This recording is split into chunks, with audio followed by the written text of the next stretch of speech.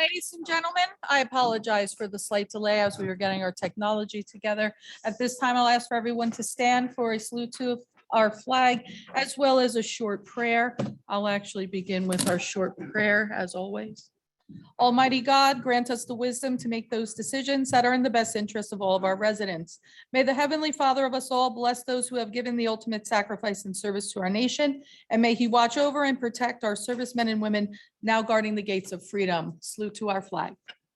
I pledge allegiance to the flag of the United States of America and to the republic for which it stands, one nation under God, indivisible, with liberty and justice for all. Thank you all very much. You may be seated.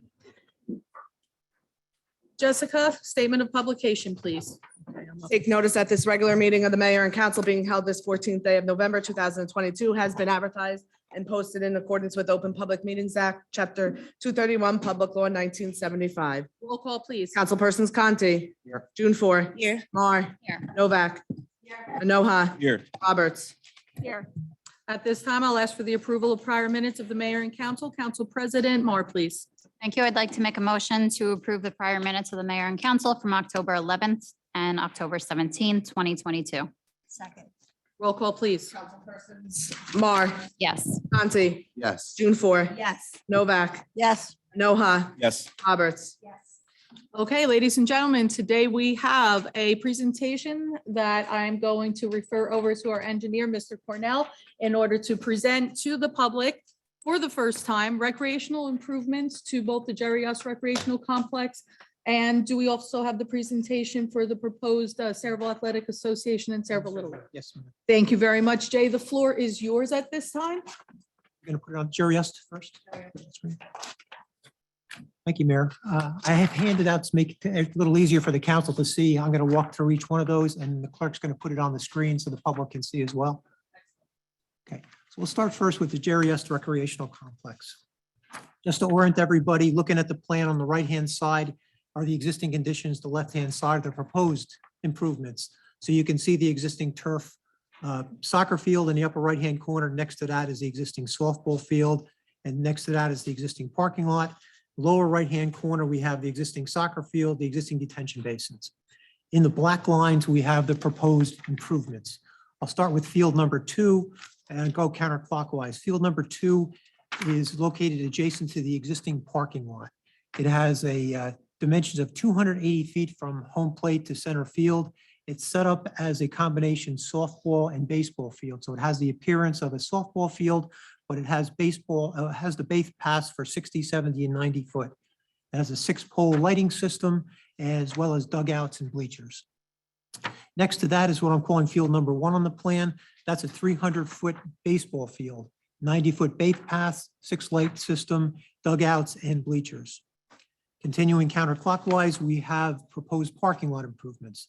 There are approximately 236 additional parking places that are proposed, and there's a walkway that connects that parking lot to the right, adjacent to the soccer field and heading toward the concession area. Just a few other improvements that go along with the project. There are retaining walls that are necessary to be built along the gas line that's present in the upper left-hand corner of the site. There are very steep slope areas. So in order to fit the fields, then we have to construct retaining walls. Each field, because it's artificial or the synthetic turf, has an underground storm drainage system. So that's designed as part of the project. In addition, we have an underground detention basin for the parking lot improvements. Water line extensions to provide fire protection for this area. We have synthetic turf for both fields. We have lighting for the parking lot improvements, approximately 0.6 miles of walkway from the concession area looping around to the parking lot, guide rail fencing, bleachers, and landscaping. And as we've discussed, the estimated cost is approximately $5 million for all those improvements. $5 million for all of those improvements, including or not including the engineering costs? Not including engineering costs. Okay, engineering costs would be approximately? 7-8%, so up to 400,000, Okay, 300,000, 400,000. and was this the $250,000 drawing just for this. This was the Mayor, engineering. this is just a conceptual plan for the improvements. There are probably 40 pages of designs. So you actually have plans and specifications ready to go to bid for this project. So everything is ready for construction. You have detailed electrical plans for the lighting improvements, detailed drainage plans, detailed retaining wall designs. So all that's part of a 40-page set of plans that's ready to go to public bid once the funding's in place. Right, that's the $250,000. That's That, correct, yes. right, I didn't want to say that this piece Yeah, of no. paper This is just was I didn't want to bring in $250,000. the That- thick set of plans for everyone. This is just conceptually shows you what the scope of the project is. Right, so all of the work that went into the details and and actually defining what each one of these things would require, that was where that $250,000 engineering cost came from. In addition, because of the size of the project and the location, I mentioned there's a gas line that runs through the area. So we have to Yes. coordinate with Williams Gas Company. They have certain requirements of how much fill you can put over their gas line. They want to have a consistent path to follow it. So you have extra gates in left field and towards center field to allow someone to go across that fenced area along that gas right of way. And yes, I can, In addition, there's a freehold soil conservation district permit that had to be obtained. They required the underground detention system underneath the parking lot. So rather than expanding the existing detention basin and take away area by building it underneath the parking lot, you're maximizing the number of spaces that you're going to go through and get. excellent. This would leave then the current field the way that it is, so that would still stay within that complex. The existing. The existing dirt. The existing softball field it actually has the same dimensions as the one that's proposed, 280 feet from home plate to center. Okay, Existing the soccer field, multipurpose field is there as well. excellent. And did you say that both of the new fields would then be turf fields? With synthetic turf, yes. Synthetic turf. Yes. Excellent. Thank you. You want to go to the next one? Unless anybody else from the council had questions. No? Okay. Number 2. Okay, next was the Cerebral AA. Okay. Just in terms of background, back in June, we were asked by Dan Franklin, administrator, to meet with the Cerebral Little League and Cerebral AA to talk about proposed improvements that they're looking to have done to their complexes. So looking at the Cerebral AA plan, they had what we're calling a wish list. There's 3 existing fields located at that site. They wanted to have new lights on all 3 fields. They wanted to upgrade the dugouts on all 3 fields and include a roof covering. They wanted to convert their large field to synthetic turf and replace all the fencing and backstops. They wanted to upgrade their bullpen and batting cage area and to upgrade the concession building. So the conceptual plan that you have in front of you is basically a pretty picture that shows all those improvements that we went through and talked about at our meeting. The reason this plan was prepared was a request was made to Middlesex County to see if there's funding that possibly is available to assist with this project. So this plan, along with a cost estimate, was prepared, and the authorization from the council was $5,000 for our office to prepare plans and cost estimates for both projects, the Cerebral Little League and the Cerebral AA. Estimated cost for this Cerebral AA project was approximately $2.7 million. And back in July, Mr. Frankel sent a letter to Middlesex County indicating that there was a need for improvements. There are safety issues with the condition of the light poles at both complexes. So that's one of the driving forces to try to get funding. The other items, as I mentioned, we called it a wish list because you may not necessarily do everything at once, but if you can get the lights repaired, if certain funding's available, you can do that as a first phase to the project. Only 1 field is proposed to be turf, but you can still do the lights and do the field at a later date. So that funding request was sent back in July. I followed up with Middlesex County a few times. I provided them additional information, and they're still reviewing it at this point. So there's no answer from the county as to whether they're going to consider any funding for this project. Estimated, again, engineering costs? Estimate engineering, we haven't prepared detailed plans and specs. So you're looking at, let's say, roughly 8%. So 200 and what did I say, 3 million, so 200,000 roughly. Okay. Any questions regarding this plan? Vince, you serve on the Cerebral Athletic Association as the president. Is this what was gone over with your association? With your executive board? I was not part of that conversation. So this is the first that I'm seeing of this. I know of it, but this is the first detailed plan that I'm seeing of it. So what is it here? So field 1 is all turfed, and field 2 and field 3 are just improved. Field 1, the request was the larger field, which is field 1 to be a turf field. So All field 2 and what's called here is the softball field, we're just getting lighting improvements. That was the extent of it. So it's just the turf improvements. And also there's expansion of the existing building, the recommended improvements. I don't have anything specific. We put a number, I think, of $250,000 in the cost estimate for improvements, but there was nothing specific. And that field number 1, in addition, had all the backstop and fencing, drainage system, bleachers, all a part of the improvements. I got it. And it's just, then it's what we're terming it as a wish list. We don't know that there's money anywhere to be had, but it's a wish list. So, you know, I'm certain looking at some of this, there's probably some whittling down that could be done. I think the intention was to go to the county and see With how the much is entire available. wish You list. you want $2.7 million. If they're going to come back with 1, then you can decide if you want to move forward with that, if you want to match it, if you want to scale down the project. It's really a council decision. The intention was see if there's funding available. And my understanding is that the Little Leagues are losing players to South Amboy because of their upgraded fields. There's some safety concerns with the lights. So those are some of the reasons I think that there were requests made to go through and upgrade these. No, fields. I understand why. I mean, we were at the fields in South Amboy over the weekend, and they're terrific. They're fabulous fields, and folks love them. And I would love to bring that to Sayreville. We're in the dominant area as well with the Little League, with AA. Bordentown, sure, that's going to be, you know, more town schools using that, and maybe for rec to earn some revenue as well with tournaments.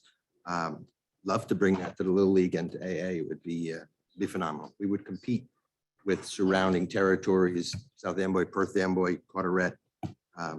So yeah, I think it's a good step in the right direction, Thank you. Okay. So did anybody else from the council get to see this proposal before today? Did anybody else get to see this proposal before today? So to come up with this was discussed with The meeting was called by Mr. Frankel.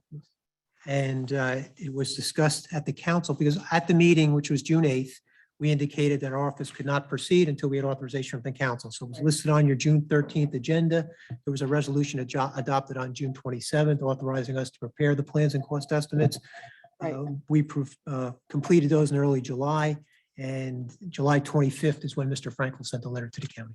Okay, so when you came up with the improvements that were requested, the wish list, did you meet with anybody in relation to that wish list, or was this all put forth by Mr. Frankel? I met with Mr. Frankel actually didn't attend the meeting on June 8th. I followed up with him after, and he, I think, is the one that got it on the agenda for the 13th. But at that meeting were Mr. Corby and Mr. Palando, and plans were provided for their review. Okay.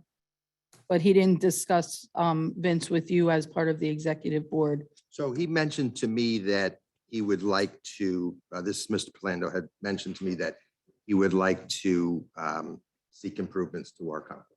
Okay, he just didn't go over the details with you that he went over with Yeah. the engineer. Okay. Okay. Next, Next is the Sayreville Little League Complex on Washington Road and Margaret Street.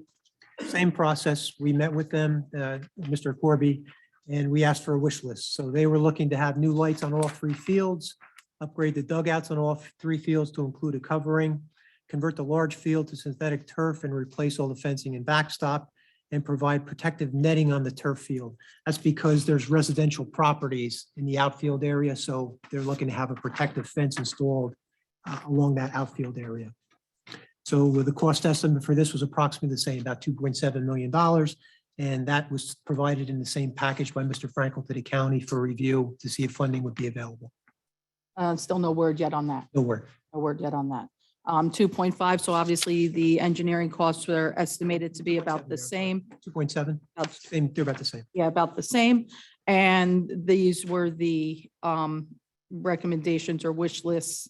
Then I assume that Mr. Corby put forward. And again, these aren't detailed plans. These are just sketches that show recommended improvements for each field. That's. Okay, excellent. Any questions from the council in reference to these plans? Can I go back to the first set of plans? Absolutely. The Jerry S. ones? Well, before it was the Jerry S., I think it was Cerebral Recreation Complex, and I found a map from April 12th of 21, which had 4 baseball fields, or 4 fields on it. Is this, this is a revised plan of, No, that is the overall master plan of, that shows the entire complex. And that actually was discussed in, when it was presented to the council, we were going to follow the plan. So the 2 fields, if you're looking at that plan, 2 fields at the far end. The other one, everything else has been constructed, but there's one other field that's adjacent to where the soccer field is. So there's one more potential field. So I think maybe the 4 fields you're referring to, 1 has been built, 2 are proposed, and there's 1 more off the page that could be built in the future. that's what I'm looking at, that master plan. Right, correct, yes. So you're doing 2 of the potential 3 fields that were originally planned back there, going back to the, probably the late 80s, early 90s. Yeah. So Jay, why were new plans needed? Why couldn't we have just used the initial master plan?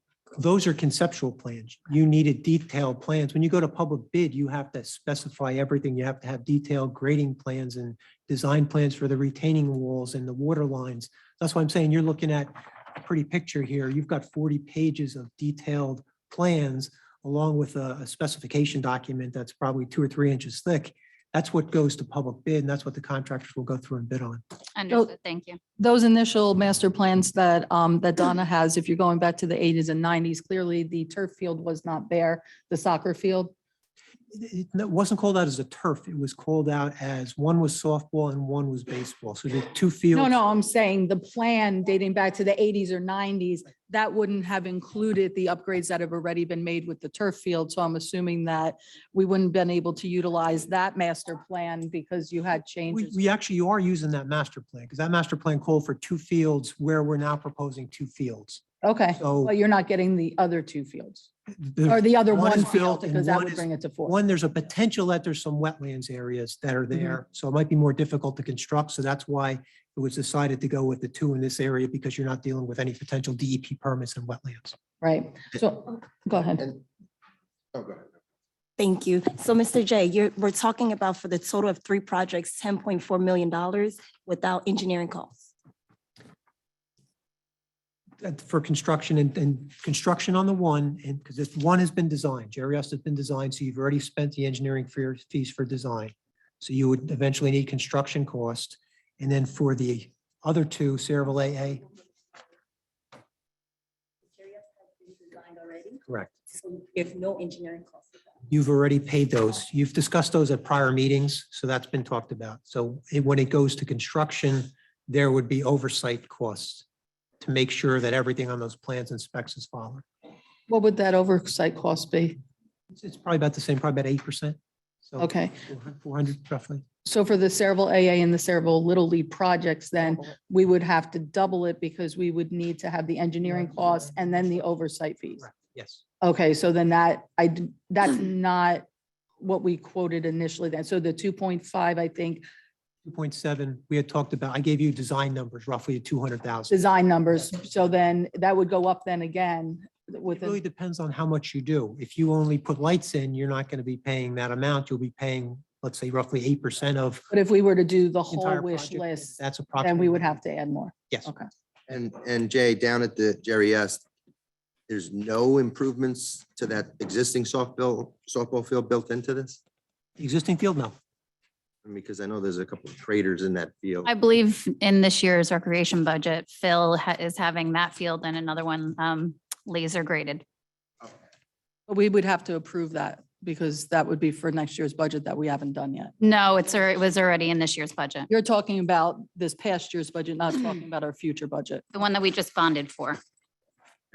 All right, good, because I mean, you got a good field there with a big crater in it, so fixing that I believe Phil's doing 2 fields, seeing how it's going to go and then hopefully doing more. Thank you. Any other questions for Jay? So this is, I'm excited about this presentation because this is the first time that I know we as a council saw all of the projects that were being discussed. And it's definitely the first time I think that the majority of the public here, I know that there's been some discussion that some members within the public right now may have saw some of this, but I don't think the general residents did. So this was important as part of the process. If you're, as a council, if we're considering, over $10 million worth of improvements, not all of which is covered by grant, that's taxpayers' dollars that are coming out of our budget in order to really make this entire thing work.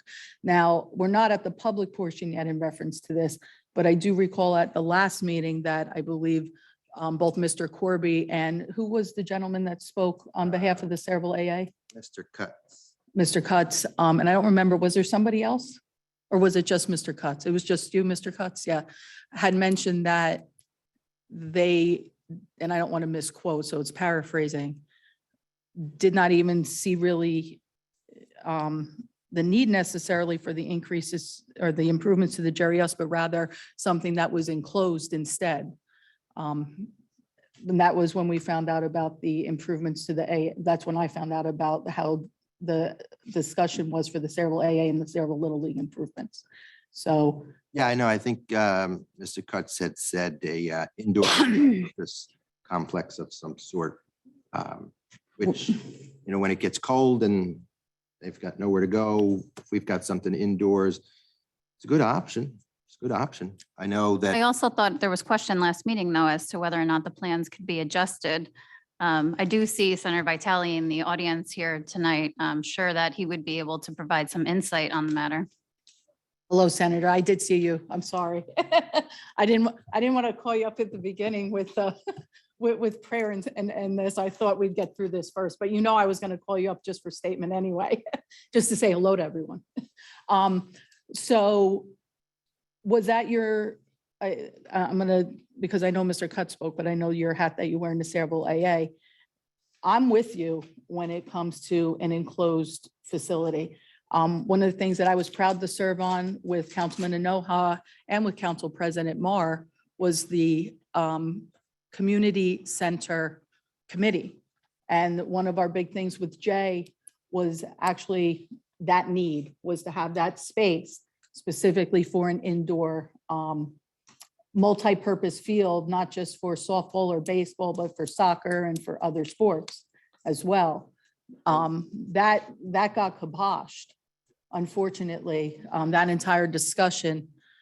And it never came to fruition into the council, from the council to the public. I can share with people why that was kiboshed, why I was told it was shut down and was not to be discussed anymore. But I'll wait on that. I do have 2 questions regarding that. Jay, when we did go to that first meeting, there were plans already made at that meeting. Who authorized those plans for the community center for our very first meeting? There were conceptual plans prepared and it was through the administrator, Mr. Frankel. Okay, and how much should we pay to have those plans I, devised? Okay, I don't think we had any. I don't know if there were any. there were plans. very rough conceptual sketches. It Yeah. wasn't- Yeah, there was no cost, I don't believe. As a matter of fact, when I spoke to Mr. Samuels about those, I believe that was a no cost because they were so rough and literally just a discussion. But then, Councilwoman Marr, when we actually formed that committee, you were a part of those discussions and we were very, very close to bringing that to the public. Do you know why that was never brought to the public? that's my question to you as well, Mayor. Jay, how much was the plan for this community center? It was multi-million dollars. I'm thinking in the 15, 20 million. 15 to $20 million range, yes. So I believe, because you did ask me, Mayor, at that meeting, if I would vote for it regardless of election season, and I did tell you yes. But I do know, no, in the meeting, I said yes. Oh, no, I was very. Point blank. Point blank. Yes. And I said, were you going to support that? And I I said I wasn't gonna would. put on record, but I guess I will. I'll put on record why I was told that the community center was not going to see public discussion. I received a phone call from our engineer stating that the community center was not Jay. So maybe maybe it's not quite the hat the person wore, telling me the community center is dead. It's not going to be brought up because it didn't poll well enough. And there was no way that we would be able to entertain any discussions with the county regarding grant monies or assistance unless the entire Democratic Party was going to vote for it on the dais, and that we did not have that support on the dais, and therefore there would be no additional communications about it. Correct. That's what I So the was told. concern was So that that's the correct? price would be, correct, that the price would be too much and that residents and There the you go. council alike would all not be on board. That is 100% correct. And I So have it's not heard correct that anything because it didn't else. poll well enough I'm in not your going to suit election. your agenda tonight, Mayor. So I was confused as to why future meetings did not occur. But I would like to keep these issues separate That's tonight. why. This is a totally separate issue from the community center. I also don't think Don't it's think fair so. to group the Jerry Us facility with the AA and Little League wish list, considering we do not know if we've received any money towards them yet. So I feel we should solely be only focusing on the Jerry Us complex, since if you turn down, well, first, I would like to hear from Senator Vitale's office, who is funding part of this, possibly more. I would love to hear from him. But we know that we have money for this specifically. Can we lessen the plans? Can we change the plans? We need to find out the facts, but to turn down something in order to wait for something else that may or may not come to fruition, I would love to hear what our baseball leagues and softball leagues have to say about that. Because Councilwoman Mar. ultimately, it's their Respect, playfield. respectfully, Councilwoman Mar, this is why I asked the president of the Saraville Athletic Association, which is seated right here as a councilman, if he agreed with the statements of Mr. Kutz and Mr. Corby, when they both got up at our last meeting stating that their support of the Jerry S. Recreational Complex, they were more interested in, I guess, the improvements of both of their facilities as well as an indoor facility. That was concerning to me. When I actually heard the one president and then the other speaker, which is on the executive board, say that they don't feel that the Jerry S. Recreational Center really warrants the improvements for this large amount of money, that they would rather see an indoor facility or an indoor field. Again, I have to, and I did. Remember, we already have accepted 2 grants. I am very concerned now because that second grant that I had to sign off on and authorize has my name on it, saying that I certify as the mayor here that these fields are necessary, are going to be an improvement, and going to be wanted by the 2 organizations that run baseball and softball. My name's on that already. So you did And that- accept the grant? No, Councilwoman Mar, please pay attention. Mayor, Wow. do not be Two- condescending. Have some respect. Councilwoman Mar, Have some respect. okay, I've been asking that from you for quite a while, but I've made this point very clear. Give it to get it. There are already 2 grants that have been accepted for how much money now? How much were those first 2? 1.5? 1 million and 1.5 million. Currently have. They have already been 1,500,000. That's 1 point, excuse me, because again, the public needs to understand this. We have $1.5 million total in 2 grants. I had to sign off on both of those. The last one I had to sign off on, I had to certify that these fields were necessary, the improvements were necessary based on discussions and agreement within the public and the council. I have a major problem now because you have the president of the league coming up here saying that those improvements really aren't what they want. They would much rather have that indoor facility. We could roll it back or play that tape back. And one executive member from the other league saying the same thing. Yeah, but I think the thing is that those fields are not going to be, say, of a Little League fields or AA fields. They're going to be town fields.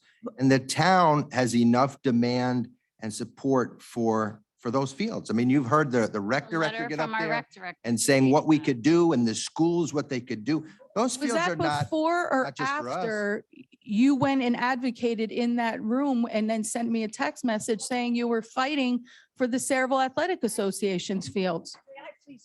No, well, not right now. You can't. No, I'm gonna Because speak I anyway. have, Mayor, we learned at the last meeting excuse me. that we learned at the last meeting that you're the one who started this. You had the first meeting on these without even discussing it with the council. You That's knew not about true, this all Mary. along. No, it Mayor, is true. Not when the true. bus depot Name them. announced that they were going to Samsel and Morgan residents were in an uproar, I called you to say, what are we going to do about this? I You called said, the let meeting. it go. You That said, is let it go to the planning board. Okay. You did not want to get First of all- involved. You enjoyed that the Board of Ed First of was all, getting- And you went to the press. Councilwoman Mar, I think you're living in an alternate universe sometimes.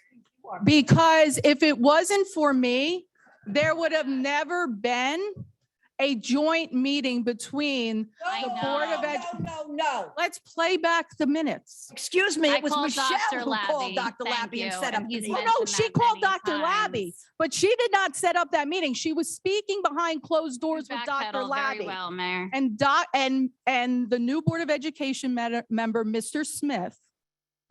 Smith had contacted me in order to tell me what was happening behind the scenes. And there was constant people coming here to the microphone. And Councilwoman Mar, you put on the record multiple times that you were the one speaking with Dr. Labby.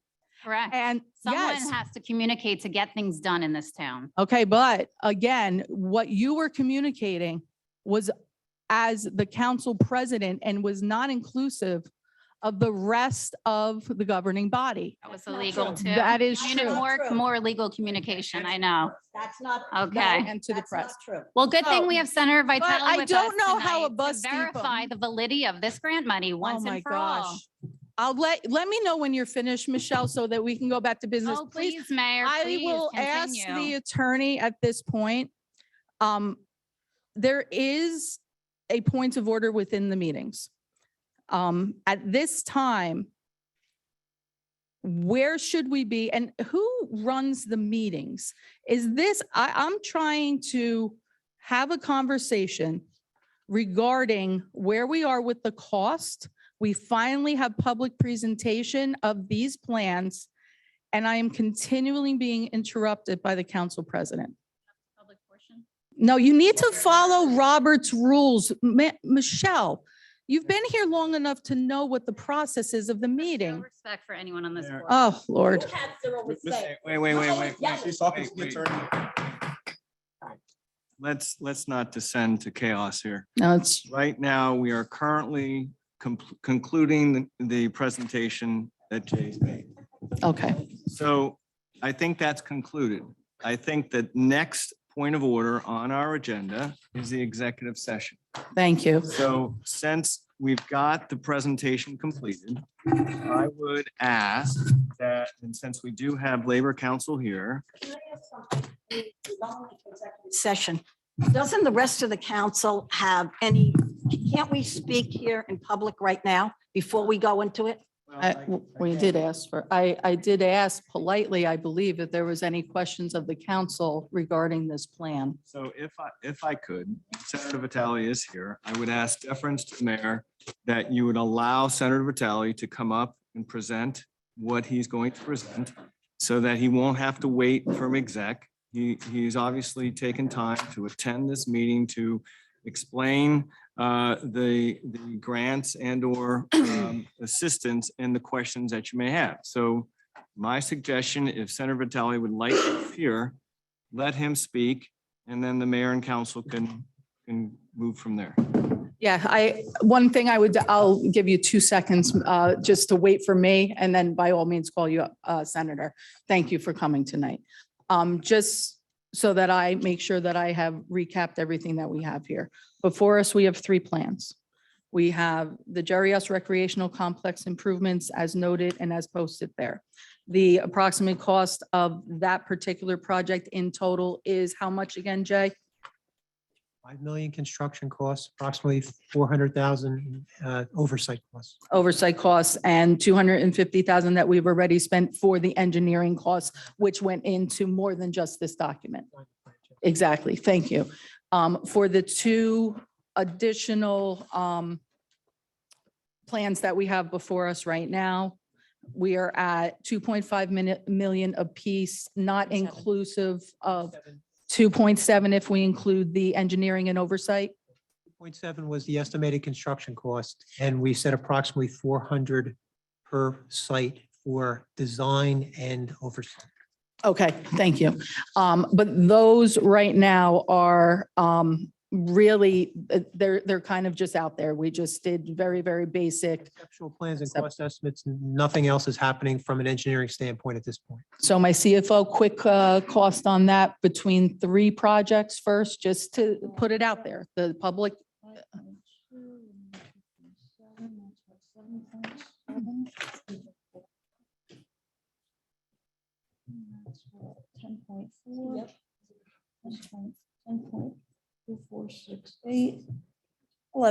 About 11. Okay, so we're looking at, if we were to conceivably do all 3 of these things, you'd be looking at $11 million. Currently, right. That was with engineering costs and everything. That's why I asked. Currently, right now, we have within our receipt of grants, we have $1.5 million that we have physically received, correct, Denise? Correct. Okay, those are in the form of 2 separate grants.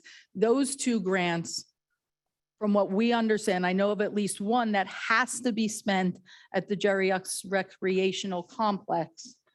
Unless the senator enlightens us as to something else, where we had discussions last meeting regarding whether those funds be transferred into other projects. We were told no, but I'm going to defer to you because you're the expert on that. But we have $1.5 million that we believe is to be utilized at only the recreational complex of the Jerry S. Center. The other ones not. That's in essence the facts as I know them. If there are any additional facts out there, that's the facts that I know of. Okay. Senator Vitale, come on up.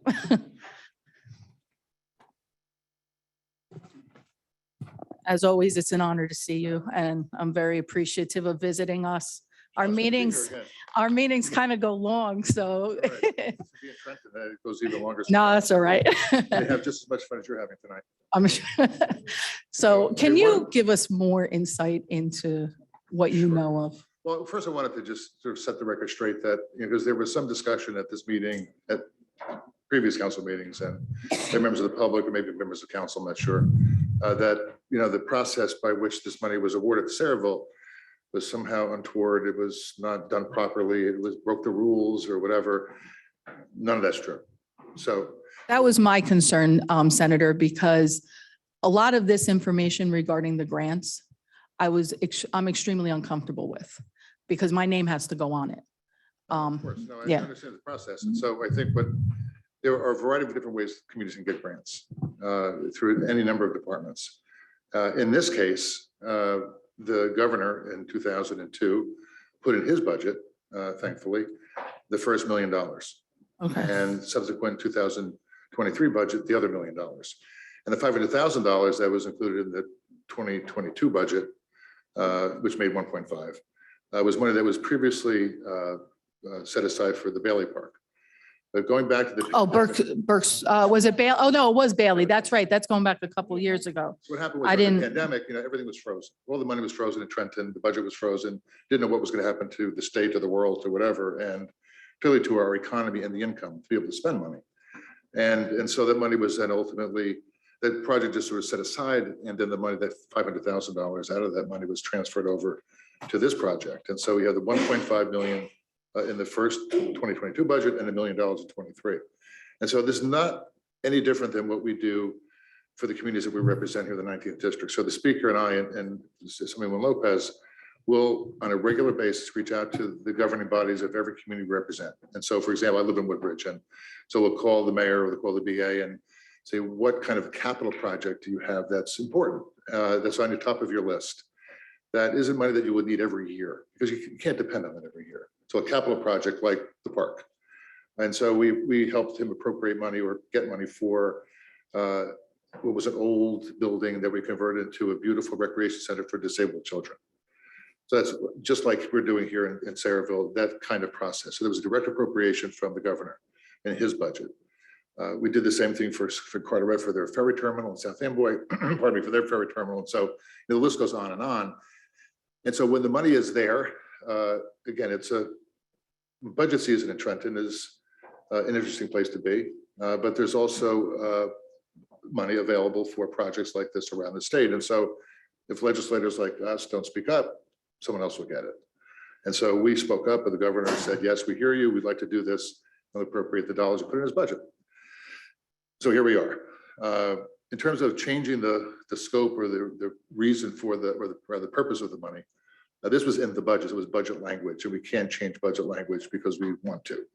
And so the money that's been appropriated for the Jerry S. project has to remain there, unless you just want to give it all back and start from scratch. I'm sure you don't want to do that. So, I mean, that's sort of the process that we do every year. We reach out where people, in this case, it was Dan Frankel. Reached out to Dan and say, Dan, you know, what important capital project do you have in town that you'd like to get funded? And he said, oh, among other things, he said, you know, the Jerry Park, and talked about the master plan and number of fields that were necessary. And this would be a project that would be a capital project that would need additional resources every year. It's a sustainable project by itself in terms of the infrastructure. And so that's really the way it all worked. There are other types of grants. So for example, if Sayreville wanted to open up a health clinic and they need money from the Department of Health, you know, there is money in the department for competitive grants. So you go through that process of, you know, putting in the need for it and all kinds of, you know, aerial photographs and all kinds of information about what you want it for, and you compete for the grant. And ultimately the commissioner will or will not award that grant. This is a different process altogether. The governor can present in his budget or her budget anything they want to put in there. And in this case, they put in money for this park project. And then they give the budget, he gives the budget to the legislature to either approve or change or whatever. We do that a lot. We, you know, compromise on projects and money back and forth. But in this case, there was no compromising. The money was in. Certainly, we were thrilled to be able to say yes to it. And so here we are. Now, Senator, can I ask you a question? Sure. So you're speaking of the $1 million that we already received, or are you speaking of, because we have already $1 million grant that we had received? That was the one that was in the governor's budget. That was the one in the 2022. governor's budget. Correct. And then we had the $500,000 with the reappropriation from the Bailey's Park improvements. Okay, so Thank that. you to DCA. Yes, that came through DCA. So that I do, I do recall that conversation. I do recall that change, and I don't remember whom I was speaking to, because we had determined in talking with the engineer that the $500,000 improvement to Bailey Park was really not even going to be a facelift. It wouldn't have even done anything. Now what we have is another grant that we're talking about. The 1.5 million that you're referencing with the governor's office and with the Bailey's Park improvement, that's already been received. We already have that. I'm very grateful for your statements here, because now I feel much better that, because I already signed off on those. I am a little concerned though, because obviously you heard me make mention that we had organizations say that those needs might not necessarily be what they would like, but it's over and it's done with. There's really, you know, nothing I can do about that. So the Sayreville AA and the Little League are wholly separate issues, right? I mean, Well, no, I'm saying they're the softball and baseball, Yes. you know, Again, people when we typically. When we asked Dan Frankel a couple of years ago, like, what is it that you need? Like we asked Mayor McCormick and Mayor Ryman and Mayor Henry, they said this thing. Right. Mentioned nothing else. And No. not even that we did a few years ago, we got appropriated money for the water system. Yeah, no. Security for the water gate. I mean, that was, again, a direct appropriation out of the governor's budget. It wasn't a competitive grant process. you needed to secure the water facility, and we provide the money for the fence and everything else. Yeah, so I feel good about this 1.5 million now. Sure. Now we have this outstanding grant that I'm very hesitant to sign off on, which is another $1 million. It is coming from the cultural communities. It's a cultural community grant. Or It's in the budget. it's from him. Correct. The 500,000 was cultural and community. Okay, so what's the $1 Next million? million is Where's this next million coming from? The government, the budget. So this will be $2 million that we're getting from the governor's office. Okay, so here's, Approved by the legislature. and the Okay. budget process. so here's where the hesitation and the concern came from. For me personally, I can only speak for me.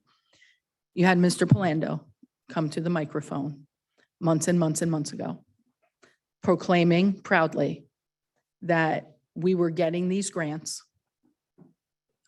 that unbeknownst to myself, that these grants were, he was very bold and very proud to turn around and let everybody know that he had secured these grants. Clearly, in the climate that we're in, and I read your responses to the situation with Mr. Palando, this is concerning for me because we were in shock. I mean, at that meeting, that months and months and months back, we sat here saying, wow, how is there a resident basically telling us what we are receiving as council? And the majority of this council had no idea what he was talking about, including myself. Well, So that's I understand where your the point of view. Like, concern like, is. We share the same opinion of what happened and whatever happens, happens. And, Right. But in terms of what Mr. Plano stated at a council meeting, I can't speak to. Like in 2022, or 21 rather, when 22, when the governor put in his budget, that was a request that came from us, I mean, to the governor, right? Said, look, Okay, doesn't just come out of the sky because there's only so much money. Even though there's a lot of it, there's only so much money that we could hand out in terms of grants and direct aid. And this was one of the projects that Mr. Frankel identified as being important to the borough of Saraville. so this was specifically a request from Mr. Frankel. Well, we called and said, what do you have? What is it necessary? And it's, again, it's a capital project that would be a one-time deal. No matter if it's spread out over a number of years, it cost X and we're going to get you X. So Senator, so a couple of minutes ago, you clearly stated there's no foul play in seeking these grants. For the record, I mean, I don't know if that needs to be repeated, that there's no foul play in seeking the grants. We can say what we want to say, and Mr. Palando could have said what he would have said, but it doesn't carry any weight if, Senator, you're sitting here saying that there's no foul play in seeking these grants. I think we should. Well, let me just ask you this question.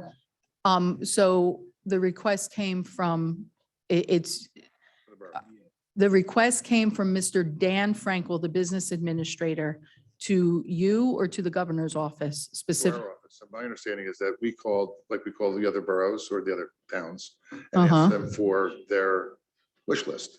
What capital project do you have that we can help fund? As I described before, the ferry terminal or the recreation center for the handicapped children. So that kind of project that you only need to appropriate money for once.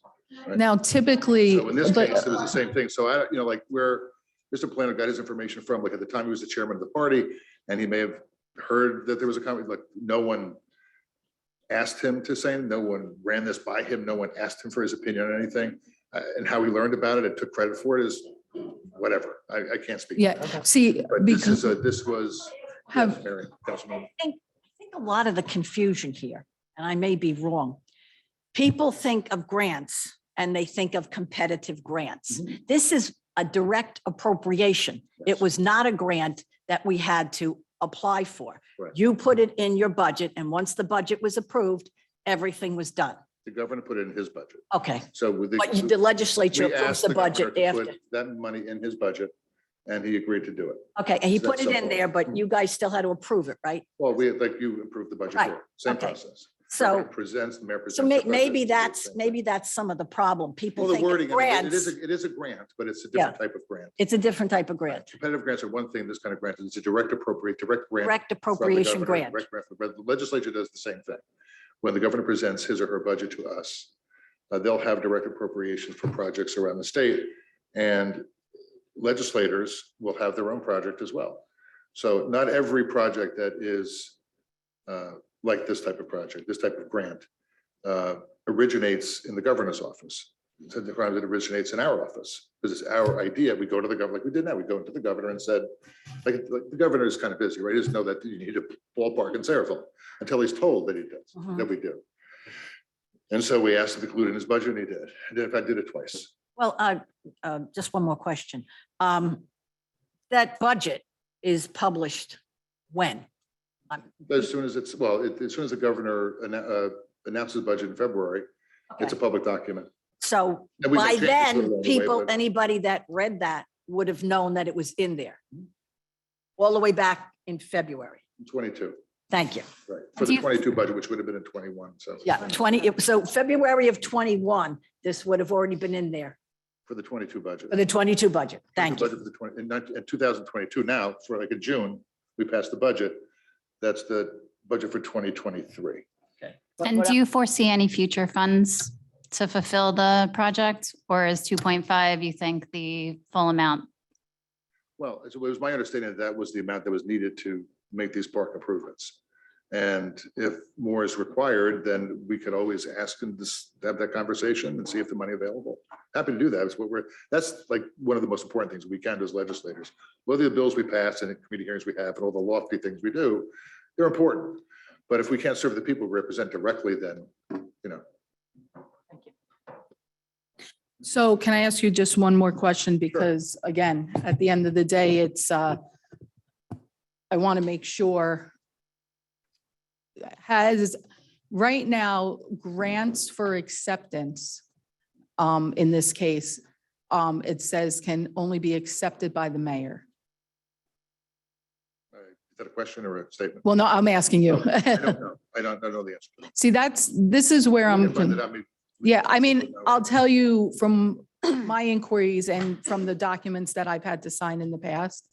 And our grant writer, she stated that the acceptance of the grant, like right now, this $1 million, can only be authorized and signed by the mayor. I still have some hesitancy, just a little bit, because while I'm confident that Dan Frankel was the one that made the request to you, I would be lying if I told you that I felt confident that Mr. Polendo may or may not have had discussions. Would it have been appropriate for, It's appropriate. It would be appropriate for any constituent, any citizen, any resident to call me or call the speaker or call somebody Lopez and say, we need help doing X or Y or Z. And a perfect example is just a couple of weeks ago, a senior citizen in Colony, part of Woodbridge, contacted our office and said, I understand that as tenants, as renters, we're not entitled to the anchor program money Mhm. because we live in a building that's a pilot, right? Different way of paying taxes. And so we look back at the bill that we passed to create the anchor program, and it was sort of innocuous. We weren't quite sure. And so I've drafted a piece of legislation, and we're gonna get that done to make sure that residents who live in a building that's a pilot, and in Woodbridge, we have a ton of them, are eligible for the anchor money. They pay taxes through their rent. And so they're eligible for, they're entitled to getting some money. So the example is, if she didn't call us, we wouldn't know. This is one example of Betty Dubinin, who you all know. Oh, Betty, yeah, of course.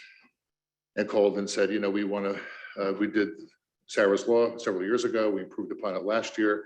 It's because of Betty that we now have an enhanced notification system with our law enforcement officers and others to notify direct next of kin if someone is injured or killed in an accident. So those are the kinds of things that we love to do because it's stuff we can get done right away. It may take some time, but and this is another example. We call the mayor, whether it's Mayor McCormick or Mayor or you or the BA, and say, we have a budget coming up. Sharpen your pencil, but what do you have that might be necessary for us to potentially fund through a direct appropriation of the legislature or the governor? And in this case, it was this park. And next year it might be something else. For example, the Active Adult Center up the street, I think not if it's been fixed yet, but the toilets are kiddie size. Yes.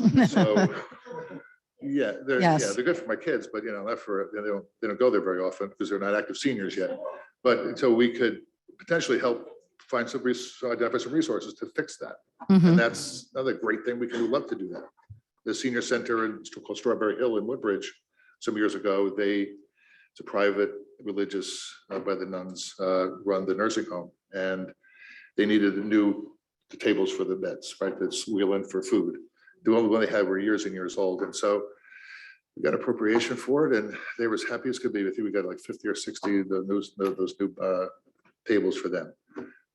So much so that the nun who ran the facility passed away and left her red Cadillac to me in her will. So, but I couldn't accept it. So anyway, it's nice for her to do that. But I mean, these are the kinds of things that we love to do and we should be doing. And the mayor, like, I don't know what to tell you, but the money is there. It was appropriated appropriately. It was asked for appropriately. And what I can say is if you're reluctant, you can always give it back, but I wouldn't. Well, Senator, if the mayor is not comfortable signing for the grant, could a name be added? Can someone else sign to accept the grant? I don't know. Council would have the answer to that. Yeah, I've been Councilwoman. in contact with DCA regarding that. So there's been communications with DCA and the proper signatures. And we're looking into that. Okay. Perfect. So thank you, Senator Vitale, for shedding light on a very confusing and murky circumstance. My biggest concern is always protecting the borough. And we're in a very rough spot, as you know, with everything. And the last thing that I would want to turn around and do is affix my name to something that may or may not have been done appropriately. And Understood, but there's it- still concern. There was concern, but what you're telling me now definitely pushes away a lot of those clouds. Typically with the 1.5 million, I had much better communication with Assemblywoman Lopez's office and with Juan of Carlos, of course. With this particular grant, this last one, those communications were not open with me as readily as the other We knew one. that there was more money necessary to complete the project, and so Yeah, we put another $1 million in, Yeah. which. so now you see it's about like, 5. You got any more? No, I'll ask publicly right now. We've already struck the budget also for next year. If you Yeah. have, again. we'll- But I do think the toilets might be a little bit more important, just saying, because I think that our yeah. active adults don't want to do squats to go to the bathroom, so I would appreciate that. Sure. Okay, thank you, Senator. It's good to see you all. We still have till the 23rd, 2023 in June, but regardless of that, I feel much more relieved with your statements. Thanks, Senator. Yeah. Oh, yeah, and well, we know that. Thanks, Senator. Very good. Okay, any other questions regarding the plans? Okay. I think we're ready for exec. Now, were we able to, I know, Mary, you said before about opening to the public on this. Are we able to consider doing that? I know there's people here who probably want to add comments. Can we do it? How long is our exec session? Only because once again, just remember, we have Bob Clark here as well. I know. What were we looking at for the exec session? Because he costs us money. Yeah. He costs us money. What are we looking at for exec? We're looking at between 10 and 20 minutes. So, Now we have 2 issues to discuss too. We have that earlier one. We were gonna convene on 10, 20 minutes. All right. Yeah. Okay, I mean, council's okay with knowing that he's on the shot clock, right? That he costs. Do we want to turn around? Listen, I have no problem with going to the public or going to exec. I'll let the council decide what they would prefer to do at this point. I'd rather give the public that opportunity.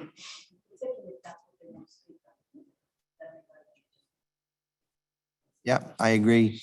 Listen, Bob, I will pay you myself for the hour Are you saying you? if you want, just to stick around. Appreciate that. Okay. So I would say that we're going to open on this issue only instead of the entire agenda because we haven't gone through the entire agenda. So we'll open to the public for any and all comments regarding the presentation of the recreational improvement projects that were presented by the engineer on those issues or those comments or those questions only for that. So anybody from the public? I have a hand raised online, but I'll go to the public here first, and then I'll take, so go ahead. Just remember name and address for the record. Good evening, Eric Cutts, 123 Madison Street, Morgan, New Jersey.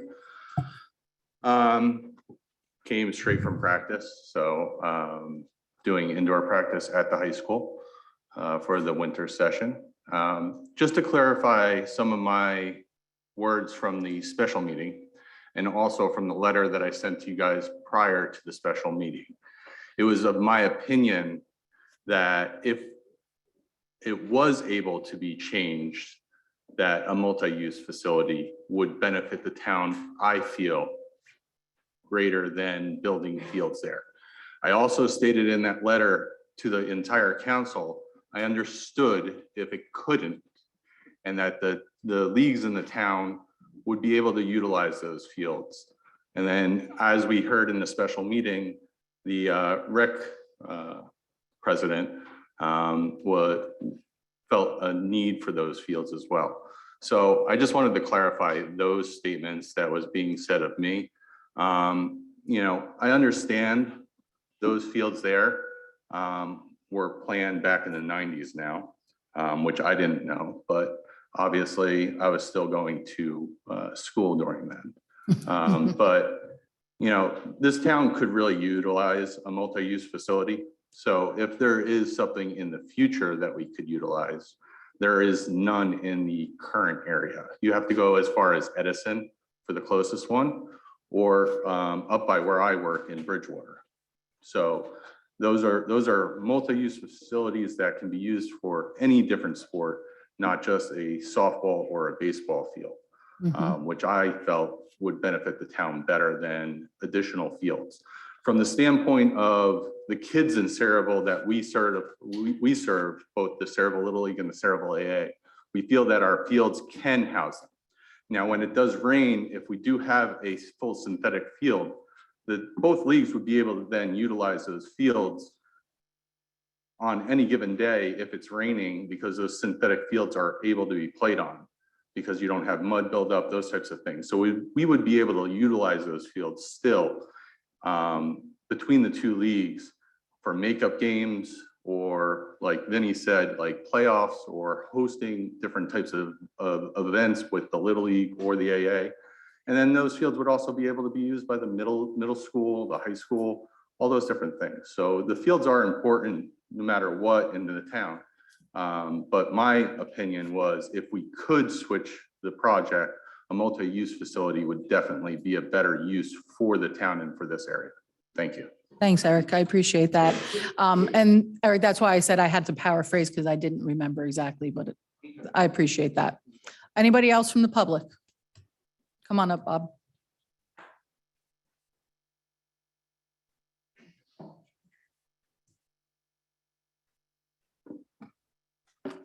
Bob Corby, 6 Evelyn Terrace.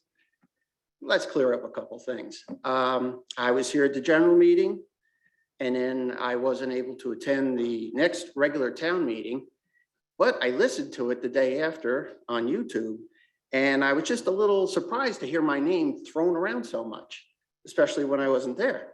So I'm going to go through the timeline. So no, Jay's done a good job of getting dates, because I couldn't remember dates. But it was insinuated that I got together with Tom, and maybe there was hearsay about this or hearsay about that. So I got a call from Dan Frankel the beginning of June, wanting to know if I could attend the meeting as the president of Little League, if I could attend a meeting to discuss improvements that I would like to see on our complex. Mr. Palando was always also invited to that meeting, because at the time, Mr. Palando was the AA president. So I don't see anything wrong with the Little League president and the AA president going to a meeting called for by the business administrator in town. Okay? We went there. It was myself, it was Tom, it was David Samuel, and Jay. So far, right, Jay? We discussed for about 45 minutes a wish list of what we would like to see. Tom pushed for turf fields because he felt with South Amboy getting turf fields, he would lose a lot of kids to South Amboy. When it came to me, I pushed for lights because we have lights on our fields, on 3 of our fields that have to be, dare I say, older than I am. And we're just waiting for them to come down. And God forbid they come down while there's kids or coaches on the field. So that's what we were pushing for. We were pushing for the safety issue. I had the meeting, I walked out, and I didn't hear anything until probably it was a week or so after Mr. Plando's arrest. I contacted CME, got a hold of Jay. I asked him what was up with the wish list. Was there any further movement on it? He said, oh yeah, we sent that in and we made a presentation. And I asked him, oh, he goes, you didn't see it. He said that Tom said that I said I saw it and I was okay with it. So that was the last kind of interaction I'll probably ever have with Tom Plando, and I thought it was a fitting way to go out. So Jay was nice enough to send me the plans that he sent, or that Dan sent, dated July 25th, like Jay said, on behalf of the mayor and the council in the borough of Sayreville, and blah, blah, blah, blah, blah. It has the list of all the improvements. It has the overhead shots that Jay just presented. Jay, did this go to the council? Do we know whether this, or did Dan just send this to the county? Who's that from? Okay, Who's that from? it's from Dan. Can I get a Dear copy of Director that? Rio- Dear Director Rios, on behalf of the mayor and council in the borough of Sayreville, this letter is being written to request consideration for the receipt of a municipal recreation grant for 2 important borough recreation projects. Signed, very truly yours, Dan E. Frankel, the business administrator. Can you please hand that over to the clerk? Yep. One extra copy. So, and that's the last I heard of it until it started to come up at recent meetings. I got this in September. We had a board meeting sometime in September. I relayed all the information in this to everybody that was on our Little League board. So they all knew about it. Me, Vince, Eric, and another gentleman had a meeting at and Charlie Bowden all had a meeting at Little League, probably the end of September or so. I also had a copy. I gave one of my copies to Eric, so they saw it too. So I don't know where nobody saw anything, because I have a copy of it. I have a copy of the drawings, the wish list, everything else. I don't know why nobody up here hasn't seen it until today. That would be one of my questions. It was even Jay, I think, brought up at the last meeting that it was approved to spend $5,000 on the plans for this. So that had to be done back in what, August, you said, or June? Yeah, no, you ain't. Discussed June 13th, and it was approved by the council June 27th. Okay, so I mean, it was out there. So I just got pissed that it was being insinuated that Tom and I got together and went behind everybody's back to try to get some kind of thing for Little League and AA. As far as I know, when the borough administrator calls you to attend the meeting, I'm to assume that everything is on the up and up. And that's what I did. If anybody has any type of problem with anything I said up until now, let me know. Let me know what I did wrong. Bob, I think you did the right thing right now by coming to this microphone and sharing this document. And I appreciate you coming to the microphone when you did to say that you were having a meeting with the engineer and with Mr. Palando, and that Dan was present at that meeting with you. You No, said, he was. He was Dan not. wasn't at the meeting. Dan no, set it up the was, meeting. Dan set up the meeting. Am I the only one here? I mean, I thought I asked this question, if anybody had seen these plans a while, at the beginning of this meeting. Did anybody say they saw these plans? I've never seen these plans before. Councilwoman Novak, and we've been at odds for multiple meetings, if you pay attention. And she's never seen them. Did anybody else here see them? I'll have you saw them too. I'll have you come up right Yeah, after he saw Bob. him Yeah, because you I come gave on him up. to him. So we saw the itemized list of. You say we, who's the we? Eric and I, and And that meeting that we had with you, Bob, Yes. that was the, What's on No, what's so- on the back of the paper? Here's the. So you're itemized saying list. that you saw it, Here's Vince? the back of the paper. This is exactly. Hold what- on one second, Bob, Okay. because I just want people to know, and I want Vince to be able to clarify. Vince, you saw it as, because you wear two different hats. So you saw it as a AA hat, not as a council hat. yeah, I saw it as an Okay. AA hat at our meeting. I don't know when it was, if you recall. But that was the first time that I saw the outcome of that conversation. Donna, have you seen these before? These And plans? this, I, Yeah, just that. Well, that's 1990. I was still in school too, 96. That's, But yeah. It was delivered in 2020. Mary may be the only one that remembers those plans besides Jay. So, because I was still in high school. Councilwoman Mar, did you see these plans prior to today's meetings, the AA Little League plans? I'd Jay, never I seen- emailed you a while back after we approved the $5,000 and I believe you sent me something. Was this what you sent me? August 15th. Okay. I'll just ask for the record because Councilwoman June 4th or Councilman Anoha, did you see these plans prior to? So I have no, I mean, well, Although- because this is Again, the- concerning that they received that letter, that Bob has received that letter saying on behalf of the mayor and council. Mhm. And we had never, This is not. Was that, were you just copied on that or was it directed to Rios? It was Dan sending it to Rios. Okay, and he copied you on. He didn't copy me on it. I asked Jay for it. Jay sent it to me because Jay talked to Tom about it, and Tom said that Little League was okay with the request. And I had not seen it. I didn't see it until Jay sent it to me, probably like the first week of September or so. this is frustrating. Yeah.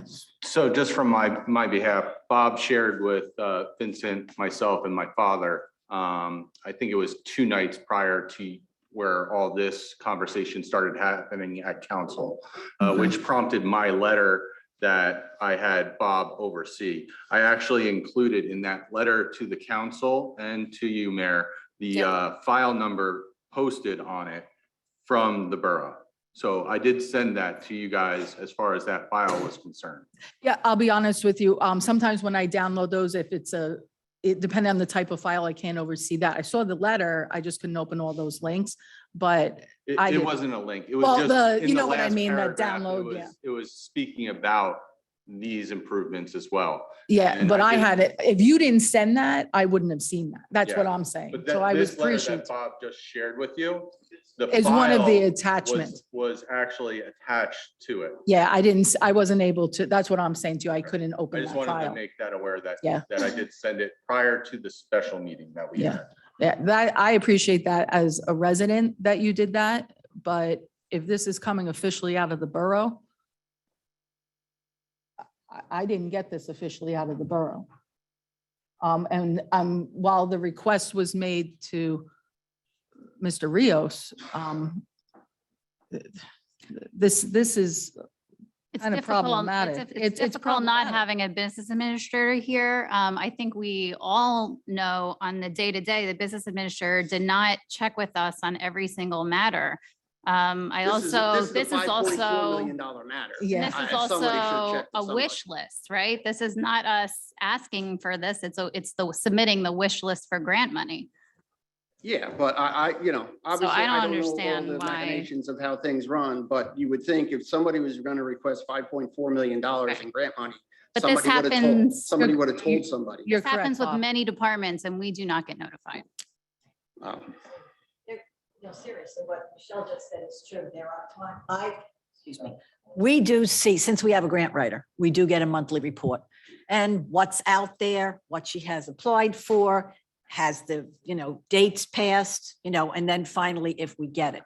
But sometimes when the departments actually apply for a grant, we don't know about it until, I get it, but you guys voted to spend $5,000 on a project to apply for this, or I don't know what. No, just to, the $5,000. $5,000 was just for concept right? Yeah, That but- explained, Jay. He was preparing the plan, the concept plans that you saw this evening, plus the cost estimates, with the purpose was to send it to the county. That I think was part of the original June 13th discussion. Mhm. That was the reason, was you wanted to apply for funding. That's why you needed the concept plans and cost estimates. That wasn't my understanding of it. I thought it was just to draw up a concept plan, not all of those other things attached. We've had you draw up concept plans for other things and it didn't trigger this understanding of, oh, well, you're going to draw up a concept plan and we're going to send it to this, and this. I mean, that's a little presumptuous to say the least. Remember my discussion with Mr. Frankel, and when he set up the meeting, that's why he said he wanted us to. See, but that's the problem. You go ahead, Councilman Anoa, read my mind because that's where the problem lies. When push comes to shove, we all know that there are, first and foremost, the communication between our borough council and our BA or our professionals, no doubt. Just speak a little louder into the mic.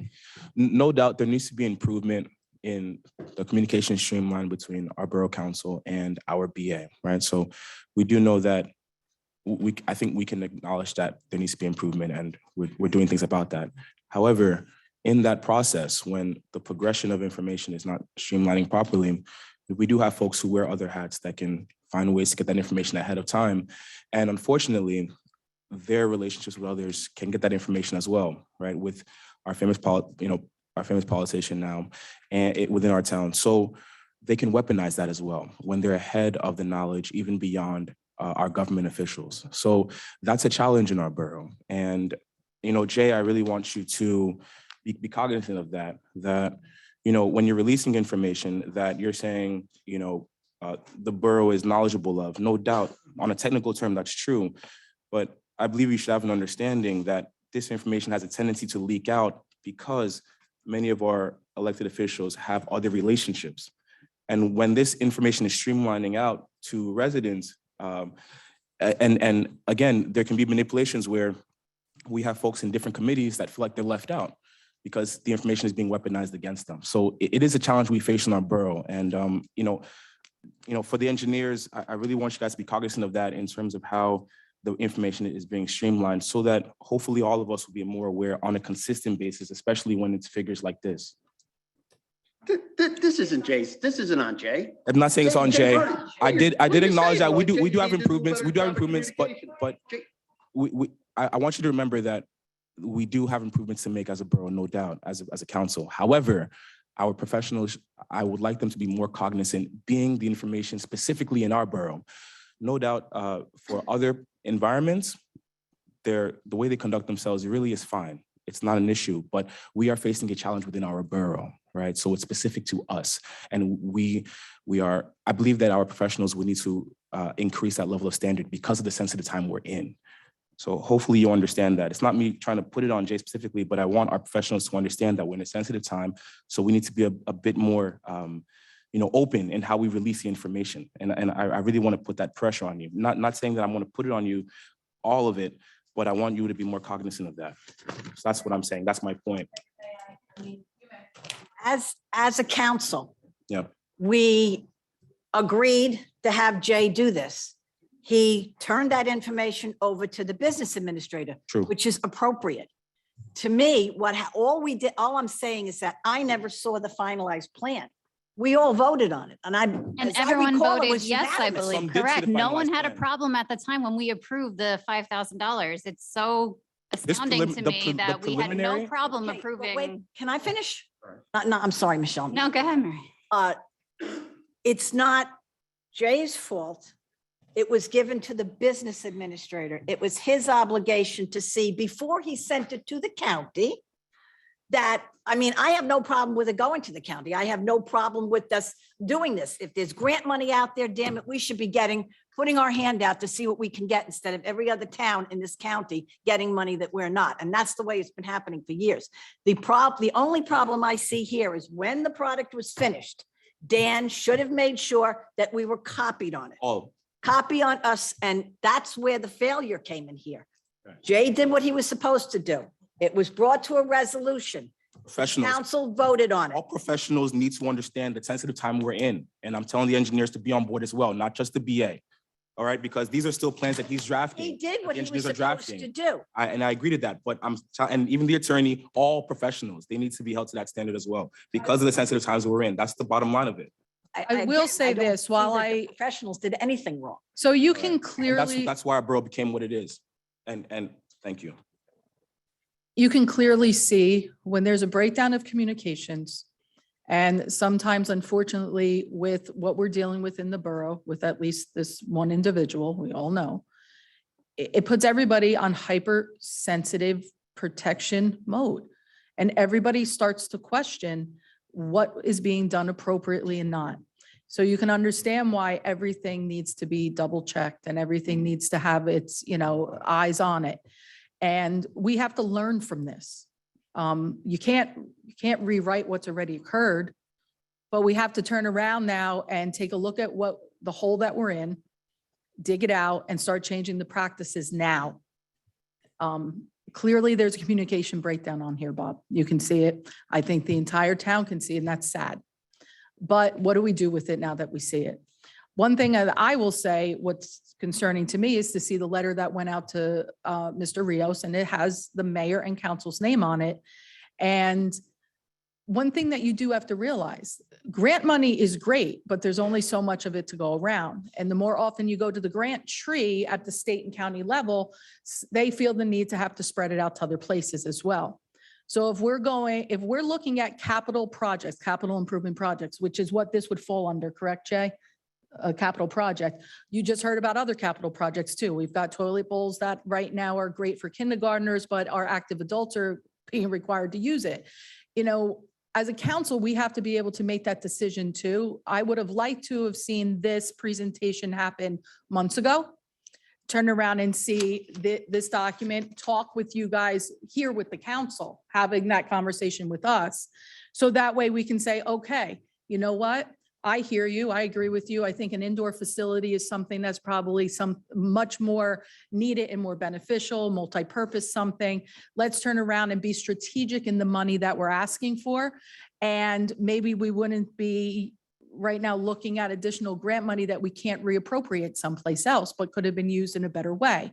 The other thing that I'm concerned with now is the next time we have to go to the trough. We also remember these projects are not being fully covered by the grant money that apparently has been applied for. So now we put ourselves in a hole here, and you've put the council in a hole. Because, okay, I have Councilwoman Mar saying, why aren't you accepting this grant? Why aren't you accepting this grant? Making me look like the enemy of the state. When in reality, I got to check and make sure it's done right. Clearly, you can hopefully see why I was so hesitant to turn around and sign off on something immediately. But also, we're going to have to go to the town. We're going to have to go into our tax budget. We have two options here. If the cost of these things aren't covered completely by a grant, what do we have to do? We've got to pay for it out of taxpayers' dollars. And this is where I feel it's important for us to present these things to the public so we can get comment from everybody involved. Baseball families, softball families, soccer families, non-baseball families and stuff, and let the council make a decision, because we're looking at taxpayers' dollars are going to have to cover the cost of this if it's moved forward on. Nobody wants to turn down free money, but is it really free money when you have to turn around and shell out additional funds to cover it? We could have had a much more, I think, productive conversation as a council with you, with Mr. Cutts. And it probably would have been much more beneficial than what we're looking at right now. And then nobody needs to be looked at as enemy of the state, just trying to do what's right. So now we've got to turn around and take what we have here, things that can't be undone. And this council's got to turn around and, I'm not going to use the one analogy. I'll say, make lemonade out of lemons here and see what we're dealing with. So apparently there's a potential of grant money coming in from Rios, but you heard that the senator did not know of any of those monies coming to fruition. We're still just looking at 1.5 million that we have in our coffers, the $1 million that I did hold off on, and I'm grateful that I did until we turned around and found out more. I will turn around and just confer one more time with attorneys to make sure that everything new that we found out is appropriate. And I feel much better hearing from Senator Vitale how in fact that money, he's putting it all on Dan Frankel's lap, saying that Dan Frankel was the one that applied for that additional $1 million. I just want to make sure it keeps us safe, keeps myself safe as well. And then that $1 million we can have, which has always been what I said. But now what do we move? What do we do? I mean, that's $2.5 million for the Jerry Us complex that we know in order to get everything that was put on that list is well more than 2.5. So that's the tough decisions that the council is going to have to make. And I think we are going to have, those are our borough fields. And I think what, obviously, we want everybody to use them, the Little League, the AA, and as many residents as possible. So we're going to have to look at that. I think the conversation that we need to have is actually going to be mostly with, and I see the man of the hour over there, our rec director really should be majorly a part, Brian, of these conversations more than anybody too, in collaboration with obviously you, Bob, and others. And of course, our Parks Department and everything else. They should all be looped into that. Yeah. conversation. Yes, Jay, Bring a in the question. schools as well. Yeah. Have a group conversation with everybody. And I think figure we out- have to get a hold of it from a borough perspective because the cost comes out of our pockets initially, especially when it comes to upkeep and maintenance, because turf fields aren't free of maintenance. They do come with maintenance and decisions that have to be made. Mayor, may I, Jay? Now, I'm sure some of that work, whether we're putting in 1 or 2 fields, would still have to be done. Am I correct? Some of the infrastructure parts would still have to be done regardless of whether it was 1 field or 2 fields or 2 fields in a parking lot. You're extending Okay. facilities to get to the first field. and So, if you but what do a I'm second- saying is that you could conceivably, with the $2.5 million, just concentrate on 1 field. And then if we get more money, go to the other field and the parking lot. Am I correct? It's definitely correct. If Each, you gave, each thing could be done separately. If- So we, not necessarily, if we only get this 2.5 million and we never get another dime from the state or the county or anything, we can conceivably finish 1 portion of that. And it wouldn't come out of the, well, it all comes out of the taxpayer's pocket, but directly from the Sayreville taxpayers. Am I correct? that's correct, yes. Thank you. And as far as those other fields, it was always my understanding that, hey, if we got $100,000, maybe we could do the lights. You know, and out of your entire wish list, because the lights was the most important. For us, yes. You certainly didn't anticipate getting all of that extra stuff. I was actually quite honestly, I was kind of shocked that the thing came back at $2.7 million. Okay. But what I'm saying is that, again, if the county says I have this amount of money, Jay could say, okay, what out of this list? And you'd say the lights. And maybe AA would say, well, I'd like to do 1 field, you know, or maybe do the lights on the AA field. But we would not necessarily have to do anything else on that wish list other than the money that we got. They can't speak up if they don't know, though. Communication, this doesn't happen if you're left in the loop. The challenge is you were cut out of the loop and now you're calling for feedback and we discover that you're saying things that you never said. You're agreeing to things that you never agreed to. Why? Because unfortunately, many of us on many occasions are cut out the loop or brought into the loop much too late, or we follow the right progression, but others are ahead of us with access to the information and they can manipulate it. They can weaponize it. That's a problem in our borough, unfortunately. So as she mentioned, we need to all collectively get the information. And again, hopefully we can all agree to that as a union, all right? Well, I'm just So- bringing it to the attention because I didn't like the way my name was thrown around and the league's name was thrown around. Everybody, it seems like the going thing in this town is to distance yourself as far and as fast as you can from Tom Palando and throw everybody else in front to kind of deflect it off. And I felt my name and my league was being thrown in there because, you know, it just so happened he was at the meeting. So I'm putting it out there and I'm putting it out there. This is what we did. I don't think we did anything wrong in the process. If we did, let me know because there's no guideline on how to apply for grants. I figured going to a meeting with the called for by the town business administrator was the right thing to do. And it didn't, I got and the way we were being spoken about at the last meeting, it was kind of like we were kind of shady and we're not shady. Little League is not shady at all. Thank you. So The other thing I wanted to talk about was, I never mentioned I never wanted an indoor facility. I think that was more Eric's doing.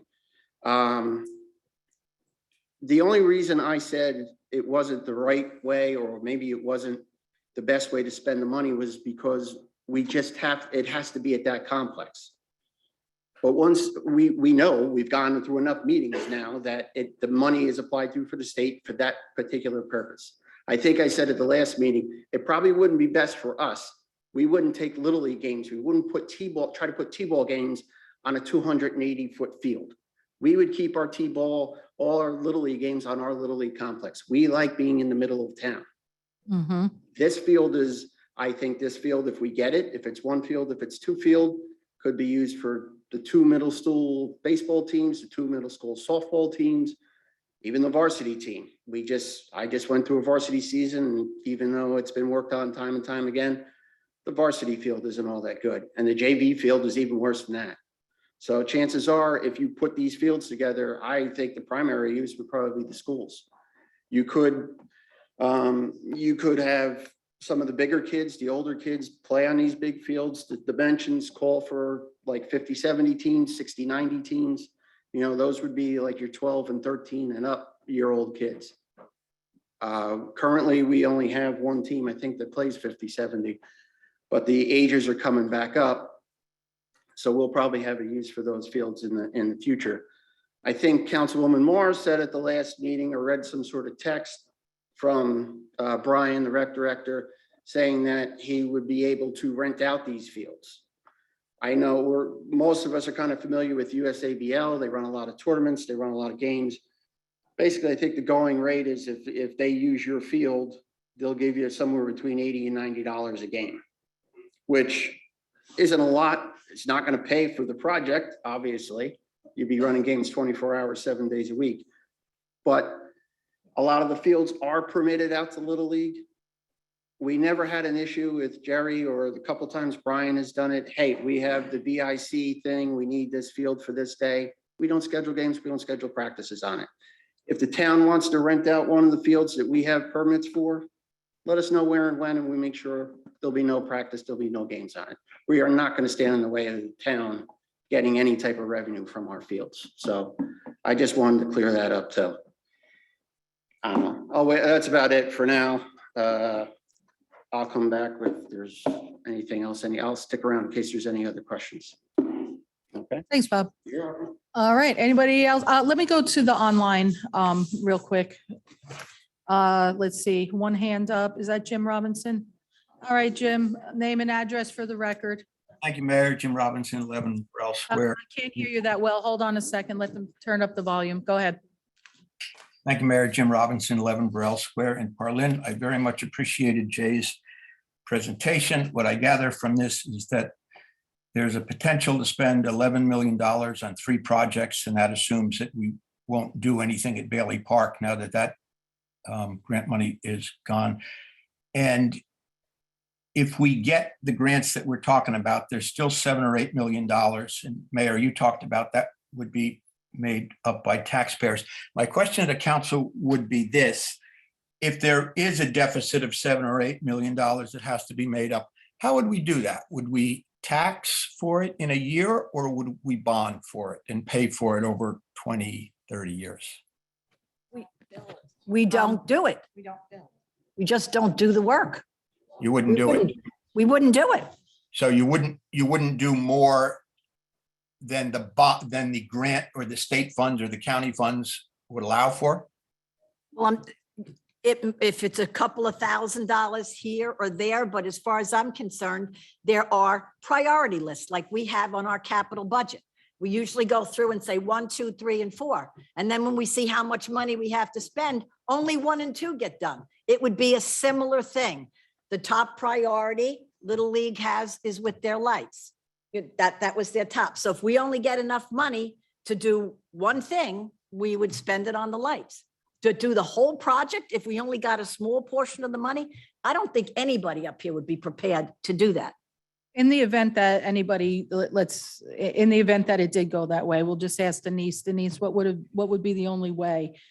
Not saying that it would happen, but in the event that the council did decide to do that, how would it be paid for? You'd have to prepare, have a bond ordinance prepared and then eventually sell the bonds. And obviously the debt service gets paid by taxpayer funding. And that would probably be, I would sell, useful life would probably be maybe 20 years. 20 years, all It's a right. big nut.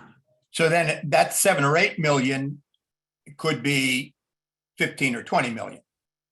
I would think so, especially with interest rates escalating. Yeah, okay. Only All right. Uh, I That's just- if they approve. So that's if they were, if the council was, Fantasy land here. hold on, It's fantasy land. hold We on. Never had any hold- intention to Hold spend it. on, hold on a second. So it's just presenting the whole thing. So Mary's saying that the council would vote no. I don't know if that's the way it would be. I can't speak for the council. But in the event that the council was to vote yes, those would be the only other two ways to fund the project. So if it was a vote no, then clearly you would only use the money that you had in the grant. If the council was to vote yes, those would be the two ways that it would have to be paid. There you go. So So- I think my challenge with the questions and the answers is that these are different independent projects and they can be compartmentalized into smaller projects and stopped. Yeah, And it's if 5 we do million. Yeah, get that's We're other things. voting. I'm just, there's I a mean, lot of different ways to handle it. We could Those are be the talking questions. about building an arc right now because we could do that and we could tax for that. And that would, and we could just say that it was part of recreation because we'd like to build it on the Jerry S. Fields. But that's something separate. These are all separate. We can do as much or as little as we want to, as presented to us. No one's arguing that, Donna. I'm just saying, Yeah, and neither okay? was that my, That's the options. That's what So people are we're asking. What's talking the about options? $11 million in taxing people for that when we've appropriated 2.5 and we can work with 2.5 is my understanding. We can build what we want with that and stop. Right, let me you ask this. can. You just have to have a vote of the council. That's the only, Donna, I don't Yeah, know. I'm not just trying to arguing get some with you. information here. That's it. I'm not trying to be argumentative and didn't want to bring in that other scenario, but let me ask this question then, since that has been raised. Jay, if the most we were to get for us, for Jerry S. Park was the 2.5 million. Or actually it's 1.5 million, right? Right now, plus $1 million? Right now, it's 1.5. We have we've gotten approved for the other million. just Okay, hasn't been so if we have accepted the yet. if we have the 2.5, what would that do to the plan? Excuse me, we can't have that called out from the audience. Unfortunately. Mr. Cornell, may I ask that question to Mr. Cornell? If you have a $5 million plan, and let's say you only get 2.5 and the council agrees that we're only spending 2.5, what does that do to the plan? Yeah, go ahead. You'd scale back the plan to build what you were able to afford. In this case, you're probably looking at building field number 2, shown on the conceptual sketch. It's the closest field to the existing roadway, the existing parking lot. So that would, if roughly $2.5 million would cover that and some of the walkway improvements in that area. And the parking lot? Not the large parking lot where the 200 additional spaces, maybe a small portion of that, but not that entire parking lot. Okay, and that would actually save a lot of trees then too, if you only did that, right? There are a lot of trees over there, right? There are a lot Jay, I of trees think? there, yeah, but that's a different issue. Like on But the one, yeah, like on the one we know, and If there's you a don't lot of, build it, you're not going to take the trees down. Yeah. yeah. Yeah, and let me just make another comment, Mayor. I very much appreciate whenever Senator Vitale talks. I think he's one of the best state legislators in New Jersey. He certainly knows his stuff on healthcare is his issue, but I guess he knows a little bit about ballparks too. But what he said, and I don't know if he did this intentionally or not, but his message, I think, was really key to the issue, key to what has caused this great concern, the elephant in the room, if you will. What he said was the legislative delegation, he and the speaker and Yvonne, typically reach out to Mayor McCormick, to Mayor Ryman, to Mayor Henry, Mhm. to ask them what projects they need. He didn't say we reach out to Mayor Kilpatrick to find out what projects Sayreville needs. And that I think is the issue. And, the speaker got very annoyed at me the other day. He told me he was very annoyed, but I've had speakers mad at me before, having worked for one for a lot of years. Because I use the term shadow government. Well, I think that is the problem. And Joe said, and I respect everything that Joe says, he says, nothing was done wrong here. Well, I think that maybe when he described how they reach out to municipal officials, maybe something unintentionally was done wrong. And he also talked about the well field security to protect our contaminated well fields. I don't think he reached out to you on that, Mayor. I wasn't the mayor at that time, Oh, but okay. I wasn't All the right. Well, mayor at that time. Maybe Kennedy approved that. I don't know. But I'd be surprised there. And then, then the letter that you mentioned that went to Ronnie Rios that started on behalf of the mayor and council. Well, I agree with Michelle that a lot of things happen and you can't check on everything. But when a letter is sent on behalf of the mayor and council, that carries with it a certain presumption. People tend to think of communication from the mayor and council differently than they do from the administrator or the municipal chairman or the recreation director or the engineer. So I think therein lies a part of the problem, and that letter that was written on your behalf was a surprise to so many of you, I think was shocking. I mean, I think it shocked you and was surprising. And I understand, one of the gentlemen up there said that the reason we were doing this is Tom would lose a lot of kids to South Amboy because of their improvements. That I think might be one of the concerns here. That might be one of the motivating factors. So I think we have to take that into account. I think we also have to be careful of the conflict, the potential conflict that Vince is in, to make sure that he doesn't do anything that unfortunately would jam him up. So I think we have to pay attention to that. I would remind everybody that there's the need for all of this to go before the planning board. It's not just a nicety, that's a requirement. I've told you about that. I don't know that these have gone before the planning board, but that is a requirement. And one of the members of the public said before, this isn't on Jay. Well, a couple months ago, I got up and I said, this is on all of you. This is on every professional there to make sure that the decisions that are being made are the decisions of the mayor and council. So it isn't just on Jay, but it's on everybody up there to make sure that what is done in broad daylight, is done under the lights, is done publicly so everybody can see it, and is done by our elected officials. And when you don't do that, and I'm going to include the legislators here too, who I have great respect for, that empowers and enables people who don't have the legal right and authority to be making decisions, to be calling for projects, and to be putting things on the table that could cost us 6, 7, 8, however many $1 million. That's all I have to say. Thank you very much. Appreciate your attention. Thank you very much. I just want to really clarify. This council approved CME to sit down with these people and draw up these conceptual plans. So it was not done in the dark. The only thing I'm saying is that prior to these plans being sent to the county, I never saw a copy of the plans, but we already did.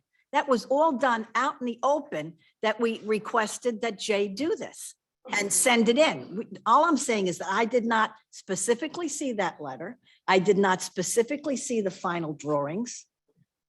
But, as far as we as a council, all of us, and as I recall, it was a unanimous vote that we tell CME to do these plans and what they were for. That they were to put in, to request grants from the county. Because the county, a lot of other towns get a lot of money from the county. So we did approve this. We just didn't see the final workup. I mean, I'm not going to tell you that I wouldn't have said, holy crap, this is a lot, let's try to narrow it down. But as far as authorizing Jay to sit down with them and to put these plans together, and then and the whole purpose was to see what money was available from the county, we approved that. So it was not done in the dark of night, just that we never saw the final ones. That's all. That's the definition of dark. Because we haven't seen it, that's why we're saying that it's dark, all right?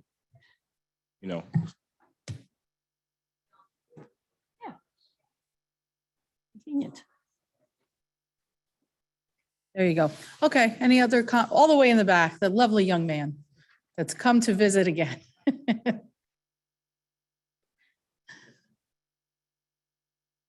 Ken Fiscatelli, 9 Canal Street. Hi, Ken. Jane might know the answer to this question. That site where you want to build the ball fields, isn't that registered with the DEP as a dump site for the town? Oh, no. Go ahead, Jay. Not the entire site, portions of the site. Is that, so that area that's there and where you want to put the fields, is that part of that, or is it going to have to be moved? The parking area, there's asbestos that was buried there, just like asbestos was buried where the existing soccer fields are. They were capped properly. The parking area was capped properly. Right. The area where the fields are proposed was not on that state. No, I don't mean for contaminated ground. I'm talking about every town has to have an area where in case there's a natural disaster, they have to have an official site that they can dump, and it has to be registered with the DEP. To my knowledge, that site is our site, dump site, the town's dump site. Can you take a look and just verify that? I mean, Kenny, he's usually got good insight. I think the two, do you think that's right? I don't even know where to look to answer that question. I haven't heard anything like that before. I think George would have the paperwork. That's probably but I'm better. pretty sure that's the area that's their site. Denise or Jay, both of you, would you reach out and just get confirmation? That could be a, And I'm sure it could be moved, but in the event they do this project, you're gonna have to pick another site somewhere. They don't. yeah, that's good to know. I wouldn't have even ever thought of that. Something to consider. So, Thanks for coming tonight, Ken.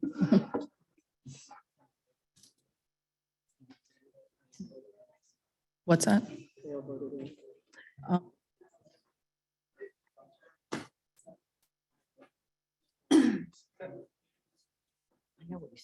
So we'll have to go back and look. Okay, ladies and gentlemen, anybody up from the public wish to speak on this matter only? Remember, it's only this matter. Okay, I think we finally reached the end of this. We are going to go into executive session, but I will need somebody to make a motion to close the public portion relating to this presentation. Do I have a motion to close the public portion relating to this presentation? Nobody online, right, Nicole? I'd like to make a motion to close the public portion on the presentation. Second. Roll call, please. We'll do a roll. You sure? Okay, we'll do a roll call. We'll do a all in favor. Aye. Any opposed? Okay, ladies and gentlemen, and we're now going to read the resolution to go into executive session. Whereas the Section 8 of the Open Public Meetings Act permits the exclusion of the public from a meeting in certain circumstances, whereas the public body is of the opinion that such circumstances presently exist. Now therefore be resolved by the Mayor and Council of the Borough of Saraville, State of New Jersey as follows. The public portion of this meeting is hereby adjourned in order that the governing body may meet in closed private session for approximately 15 to 20 minutes to discuss the following matters: litigation, personnel. Following the conclusion of said closed session, the governing body shall reconvene the open portion of this public meeting, considering any other matters which may be properly brought before it at this time. The nature and content of the discussion which occurs in closed session shall be made public at such time as need for non-disclosure no longer exists. This resolution shall take effect immediately. Is there a motion and a second? Second. Roll call, please. Councilpersons Enoha. Conti. June 4. Yes. Mar. Novak. Roberts. Okay, to the public, so we estimate about 15 to 20 minutes, hoping just 15 to 20. Um,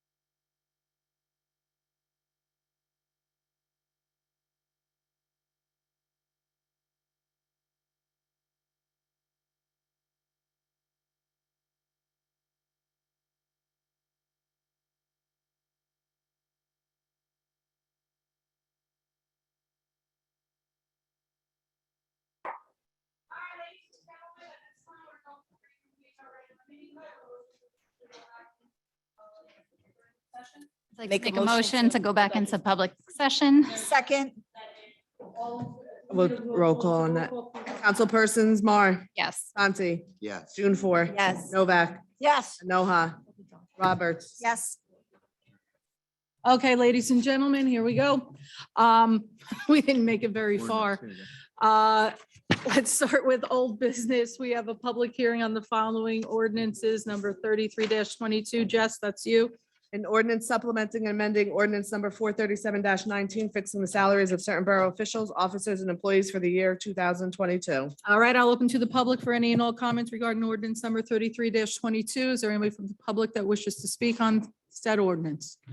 Seeing none in person, anybody online, I will entertain a motion then. Administration and Finance, Councilwoman Novak, please. I move the public hearing be closed, the ordinance adopted on second and final reading and advertised according to law.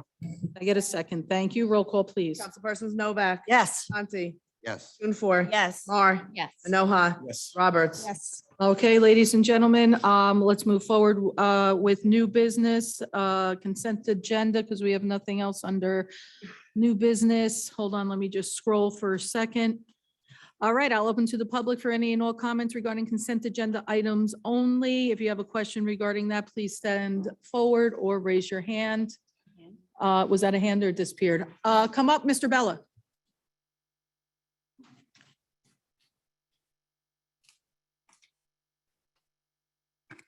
Frank Bella, 5 Keenan Street. I have a question on one of the resolutions here, 22-292, for $158,000 to do a driveway apron. Frank, that one's under resolutions be read in full, so we're not at that one yet. That's not That, on the consent agenda? Okay. that will be in a few minutes after this Okay. one. And then on the bill list, Okay, we bought from Maloo Ford, 2 Ford 250 pickup trucks. One is $50,000 more than the other. What is it, bulletproof or gold plated? Why would one truck be $50,000 more than the other? is that one I don't with know if I plow? have it. Let's pull it up real quick. I don't I- have it here with me, so. Usually that's, that might be what it For the is, but $128,000 for a pickup truck? let's hold, that's the Ford F-250. And then, Yeah, I think that might be, I think the first one, even though it says one, Frank, I believe that's It two. says and that's the one same. and one. One yeah, on- I see that as well. Can we let, you know I what? won't be able to get you that. I have everything downstairs. Can I shoot you? Can an we, email? can we pull that one? Because wanna pull it? I'm assuming that, yeah, that's a pretty. Well, unless you want to turn around and run down. Oh, wait. We might have a response from Oh, Mr. there we Piscatelli go. in the Oh, yeah, back. Ken. He's still here. That's right. Ken, did you want to, is it two? You may. Because if not, we're sending Denise down to go and grab it. 3 pickups, it's not 2, it's 3. It's, yeah, I think the two are coupled and one is below that. Pull that Yeah, up I again. think this should 3 be, pickups, one is a pickup with a plow, the other 2 are pickups, or not pickups, utility bodies. Okay. Well, So, One truck is because of the way 60,000, it's- the other 2 is 70, because of the utility bodies. well, And if then we it's- don't act on them now, they will be gone. So this is what I'm going to ask, because the way that it's written in the bill list, and I don't want it to be an issue, not only does it say one, but it's also typed out in one. 128 too? And it looks like it's supposed to be split into two. Denise, you have that info downstairs, you said? I'm gonna have Denise, excuse herself from the meeting right now to go and get that verified, so that way we don't lose them, and then we'll make the amendment on the bill list. Frank, thanks for having good eyes on that one. And again, it's just, if it's a typo, that's that's all fine. right, I though. just, Well, no, but that's a typo, I'm okay with the typos, but when it's spelled out as one and then it's parentheses and as 1, 2, I want to make sure it's legit. I suspect that it is the And the three. other question on the bill list. Wait, Denise is running away. Hold on. Question on the bill list. Go ahead. Are they redoing the entire HVAC system at the police? Thanks, department Ken. For $170,000? The entire, which Well, one? we HVAC. have Preferred mechanical, That's the PD, HVAC. HVAC. Yeah, that's For the one that's over at $170,000? PD. I That's started the to police sign in your department. spot. You want to be That's the victim? HVAC That's me. police, in the police That's you. department. The whole building? I mean, that's, Yeah, the complex. Mhm. Oh. Do you want me to- No, I'm not saying. That's it's probably not- just a partial payment. For which one? The Is it currently air conditioned or not air conditioned at all? It is, but it's 30 some years old and it's very unhealthy. I Didn't don't know we, how else to phrase it. didn't we do something in the capital budget Yeah, earlier and this year for that's like 2 million? Right, this is only a partial payment. Yeah. Okay, again, if it's a whole brand new system for building. Yeah. Can I go or not yet? Okay, no, you can go. I'm done. That was just, as you said, Mary, we're thinking about spending $6 million on field, nothing against athletes and kids and whatever. There's a lot of things in this town that need to be fixed, everybody talks to me about their street, my road is broken up, my road's got pothole.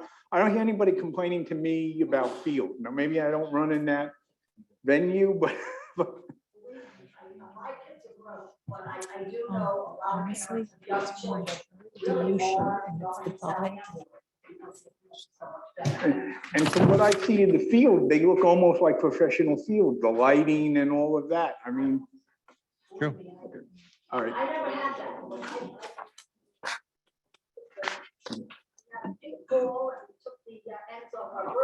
Hey, I'm a city kid. We had, stick ball and stoop ball, All right, I'll be back for the other resolution. Thank you. Anybody else with questions for consent agenda items only? Before we go, I do have a question for our attorney, though, in reference to, what number is that? Is it 282, 281? Okay, right here. Authorization for the Borough Clerk to advertise for the RFPs for professional to conduct special investigation of the Saraville Economic Redevelopment Agency. I just know that we don't want it to just focus on the Saraville Economic Redevelopment Agency. That was one of the things that we discussed. Resolution says communications with the borough. Thank you very much. And with that, I want to make sure that we understand that we would be looking also at like the rec department and, yes, Communication with the borough. that's right. I just, RFPs. that's what It's not in I, there. It's in the resolution. It's not I in the didn't prepare the RFP. RFP, so It just says shall. The RFP I have questions on too, because there's two RFPs. One is, Still in the public. I'm sorry. Close it. yeah. Done. So we can, yeah. Nobody's online. When we make, so we're looking to make a motion to close the public portion, but not accept consent agenda resolutions at this time. We're going to take comments from the council at this point. I'd like to make a motion to close the public portion. Second, Roll call, please. Councilpersons Mar, Yes. Conti, Yes. Four, yes. Novak, Yes. Noha, Yes. Roberts. Yes. Okay, so like I said, for my question, it was not I wanted to make sure that the RFPs would not be specific only to the Saraville Economic Redevelopment Agency, because I believe that the communications within the borough and other departments are also necessary. And I did call Mike earlier just to get clarification on that. So we were, We talked about, because Denise prepared the RFPs and we talked about the expansion of the communication. So Donna, if you have a question, I don't know which I- draft, there's two drafts that we did. So well, when you say communications, what do you, like, that was my question, was the definition of communications. Because it's not just like, well, you can even say borough department if you want. yeah, borough departments, because I don't want to have a situation where, There were two RFPs put out. One, we did a draft initially, and then we revised the second one. Denise, I don't know if you have the RFPs in front of you. I do have them in front of me. I think they I went in have, the I don't know. Yeah, they're in the ones that I packets. received, I do have. And Yeah, I had that's- questions on those to begin with. I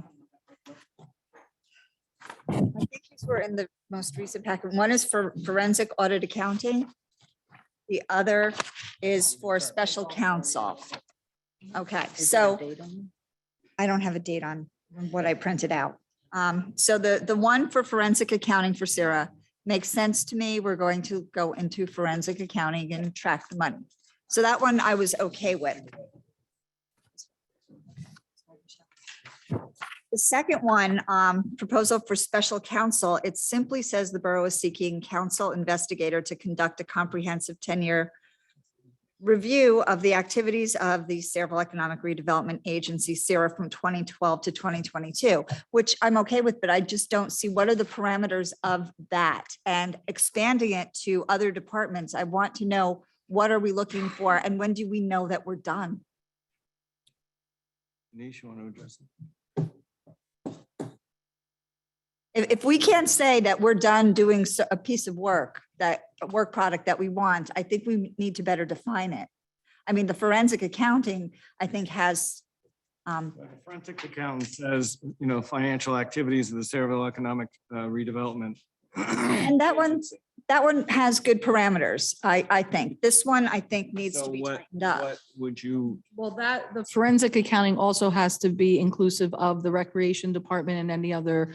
so what we're gonna do is. I think I would like to do, I'd like to do separate RFPs for those. That might be another option, rather than have one group do everything. And maybe there are some things we want to look into and others we may want to look into more deeply than something else. So it's too big of an umbrella for one RFP, in my opinion.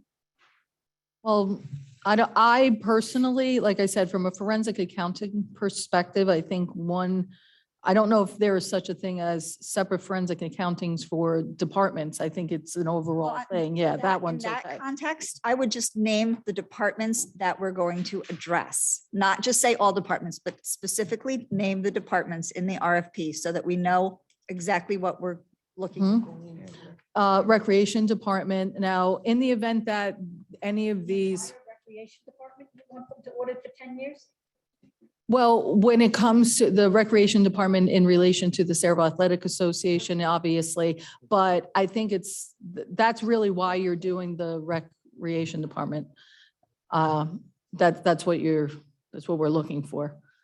I think that it's more important to be thorough rather than too loose here, because one of the things that will happen is what happens if the forensic team turns around and finds something, but our RFP turns around and says, okay, well, your timeline is up. We said it was going to end by such and such a date, and now we're stuck with evidence, information, or something that we now can't act on, or we have to bring to the council again.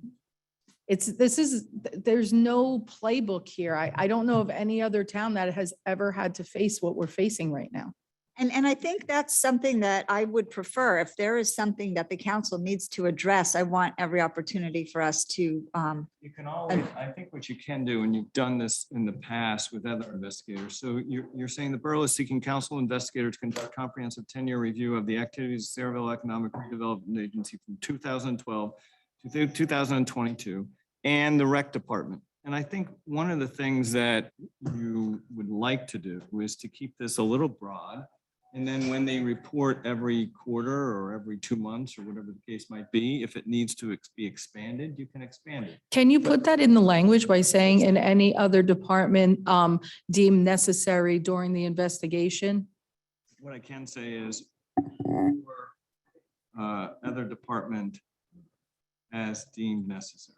See, and to me, just, it just sounds, from my experience and what I've done for a living, it sounds like scope creep. It could go on forever. It could It never does, and end. one of the reasons why I was kind of tying it up a little bit just from the rec department and the Sayreville Economic Redevelopment Agency is that they are going to report back to you. You can expand the scope should either one of the auditing or the special counsel need it. They can specifically ask for authorization. So my humble opinion is and I appreciate the scope, creeping. Yeah. So I would suggest, again, the borough is seeking council investigator to conduct a comprehensive 10-year review of the activities of Sayreville Economic Redevelopment Agency and the rec department from 2012 to 2022. If in fact you need to expand it, you can expand it. So my suggestion is to revise it with include the rec department in the audit, and you're good to go. Do we have any idea how much this will cost the taxpayers? Can we put in language that we are only willing to spend X amount of money, or we are willing to throw millions of dollars into this? I think you can curtail it as you want to put a sum on it? So I think I don't know if you can do that before getting an RFP to find out how much these people When are we get going to the charge. If they're too much. if the RFPs are too much, we may have to vote and say, no, go back out and reframe the parameters. So Mike, we're not going. Mike, I just got a question. I've got a question too. So are we premature going out for this while the investigation is active and ongoing? Would we be interfering with the Attorney General, Prosecutor's Office? Because I know a lot of people have been contacted about it. Is there a concern with I that? don't think at this point in time, no investigation's begun. You could always delay the investigation. You're just getting your auditors and your accountants Lined up? lined up. Start date isn't So we won't have to pay anybody and then, not paying anyone unless they do the work. So you're just okay, getting- just making sure. So Just remember that whatever investigation is being done by whatever entities, whether they be the county, state, or federal level, they are not investigating our business as a town. They're looking at criminal activity. They are not looking at what may have occurred within our own borough. So that was the recommendation that I had received is in order to protect our borough from things that we could be liable for, we have to do our own investigation and then turn that over to, whatever entities are looking at this. And that's what these attorneys or forensic auditors So my would in suggestion essence is, do. You're going out to RFPs. There's no deadline on appointing. So my suggestion is let us revise these deadlines and then we'll present them at the next council meeting with the language that we discussed. Revise the deadlines, define what you mean by deadlines, the 10 years? No. Oh, well, revise the yeah. appointment. Oh, the appointment, Right. not the So deadline. you may go out to RFPs. You may not make the appointment for a period of time. To audit the entire recreation department, for 10 years, it seems like we're spending a lot of money for nothing. I have no problem with them saying we're going to investigate the AA's association with the recreation department, but to audit, I mean, they could, that just seems to me to be. Don't we audit, we have auditors that come, and hopefully it won't be too much of an issue. I'm certain, Yeah, so it's just a duplicate. So let us revise the language. We'll get them back to you at the next council meeting on the 28th, and then you can approve it then. one more thing, I thought I'm just starting to forget a couple of things here. It does state on there, obviously, that we want to make sure that whoever we do our hirings for has not had dealings or was employed by the borough. That was it. Yeah, it was in there. I know, I saw the two drafts, yeah. Yeah, I thought I know I read it. I just wanted Any to, professional. that's the one. That's- yeah, Got it. Yeah, it's on both of them. And then we'll get the final version too. Yep, table it. Sure. And just one other clarification. Just remove it. Just remove it. Table. I make a motion to remove 2022-281. If we motion to table, then it requires another motion to put it back on again. Because we're gonna list it for, again, Can you just amend it? Doesn't, just make Motion a to motion amend. to amend, and then it comes right back. Like that. All right, I just take. Motion to amend. Do we have a motion to amend? motion to amend. Is there a second? Second. Roll call, please.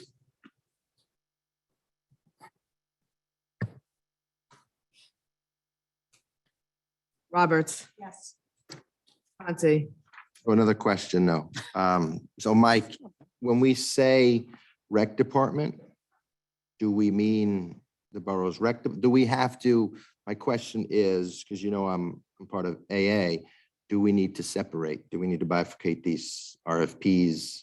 No, it's the rec department. Okay, just making sure. I'm just clarifying. I'm just trying to make sure, because I want to make sure I can abstain from one and. You know what? I mean, I think that,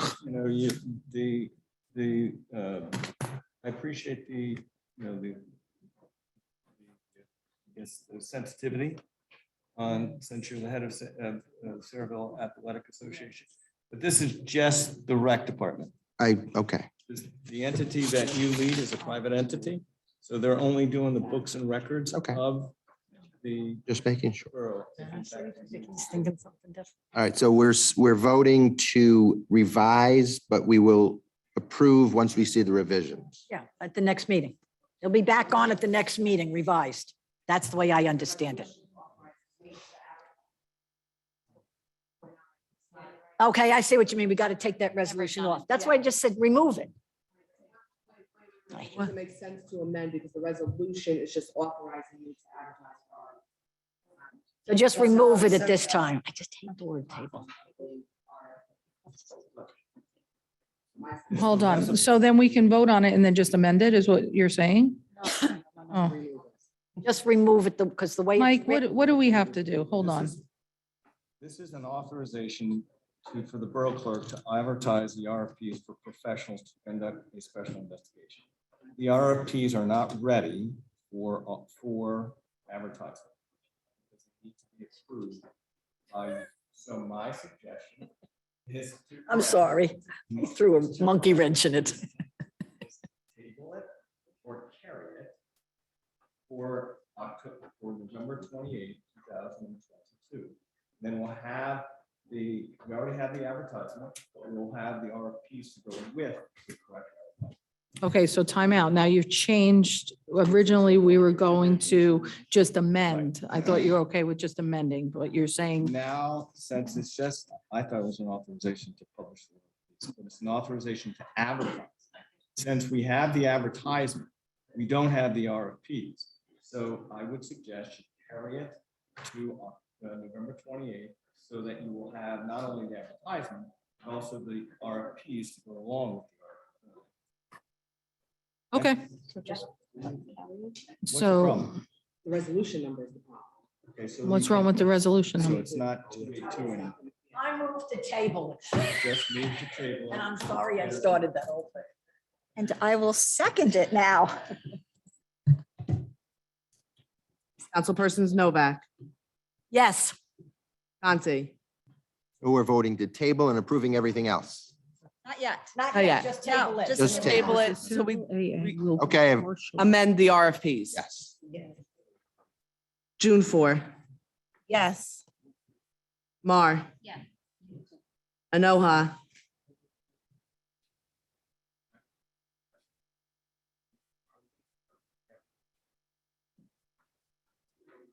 Yes, Yes, to table, yes. Roberts. Yes.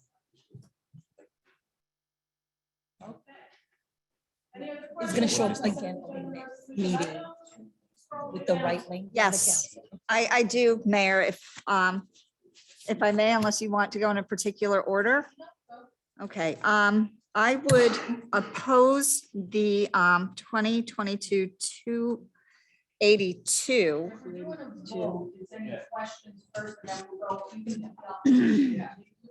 So my question, okay, so my question is, according to the backup materials that was given for the lactation pod at the police station, the guidance given is simply make available a suitable private room or other private location for lactation other than a toilet stall in close proximity to the work area.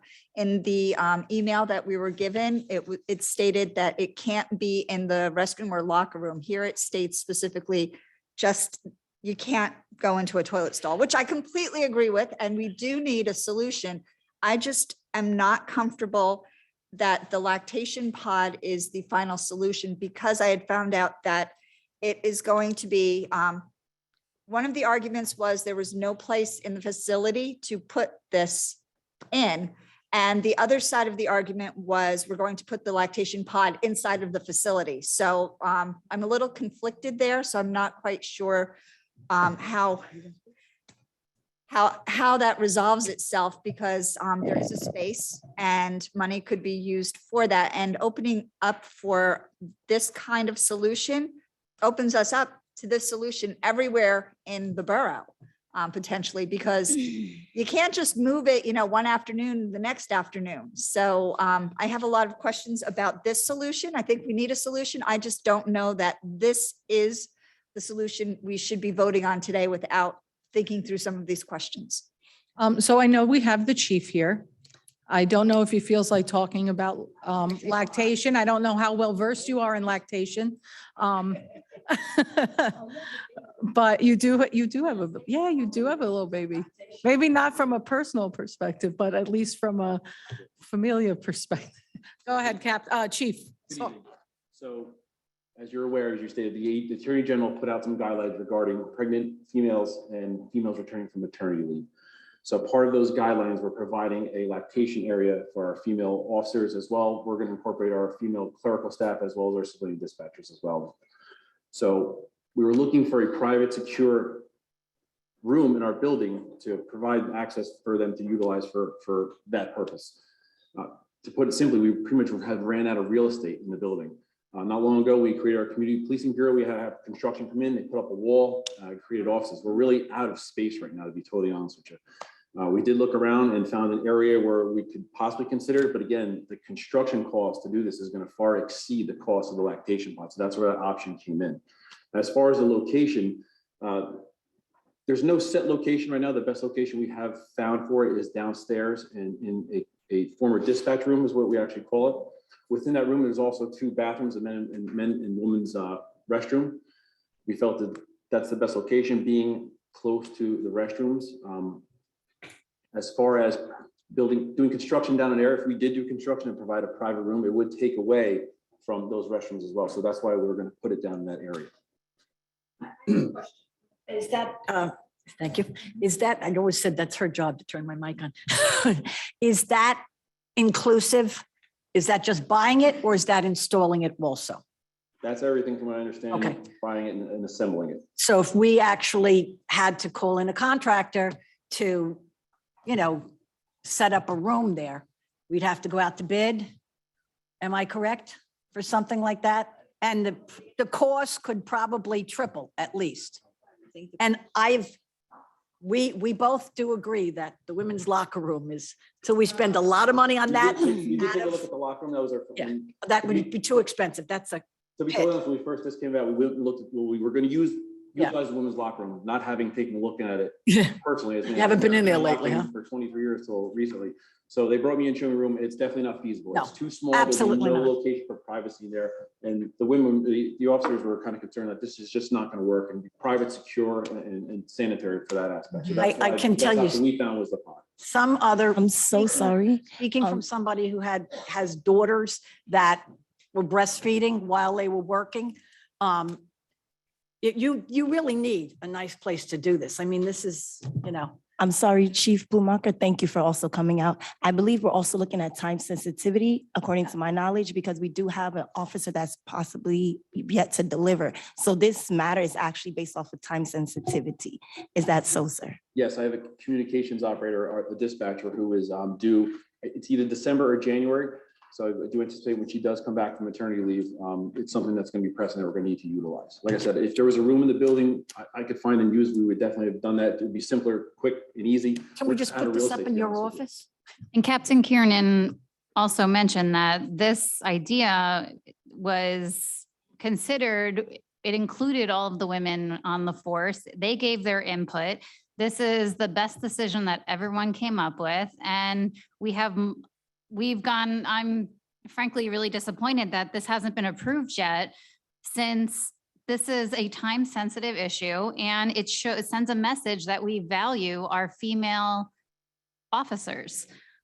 We have an email from Captain Kiernan who he went into great detail as to why the space does not work inside the building as it currently is. And this was not lightly thought of. This has been deeply considered. All avenues have been vetted, and this is our best solution. And the fact that we're still dragging our feet on this, I think sends a terrible message to the females in our department. And he answered my concerns in that email. He did. Comfortable with He it. did. And he also presented diagrams to all council members. Yeah, we didn't make the decision in the back that we consulted with our female officers to make sure they were comfortable with what we were proposing and everybody. It was in writing. We received that email. It was in writing. We can also pull it up on our emails. It was sent out to all council members. And I saw the responses from each council person that responded to it. Well, I appreciated all the feedback back and forth, but this was a no-brainer to me when it first appeared on our agenda. As always, Chief, thank you for speaking on behalf of the department. Mind if I follow up one more Providing question us- with it for the chief? Yes, of course. The guidelines that you received, was that specifically for the police department or?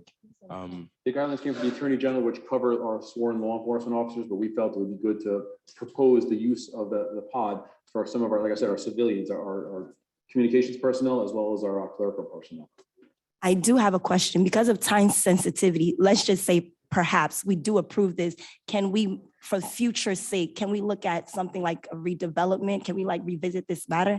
But for now, because of time sensitivity, this might be the solution for now. But moving forward, can we possibly look at making some better developments?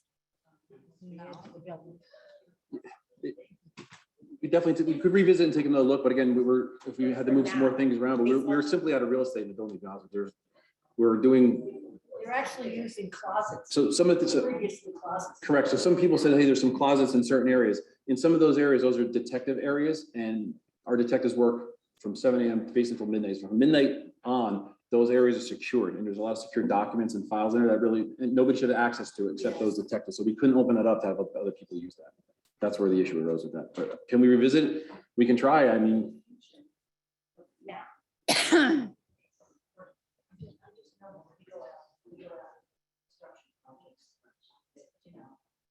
correct. Something like this, if it's the whole unit, it's installation, I don't know the price and efficiency. And like you said, we're coming up when somebody's gonna be desperately needed. There's no place in that building I would want to see. And we did check with the manufacturer, if we wanted to say move it to another location where we have no female officers in our building that are going to be utilizing it for some time, it can be taken down and reassembled somewhere else. So the problem is that we're gonna need it at the police station, we're going to need it in other places. And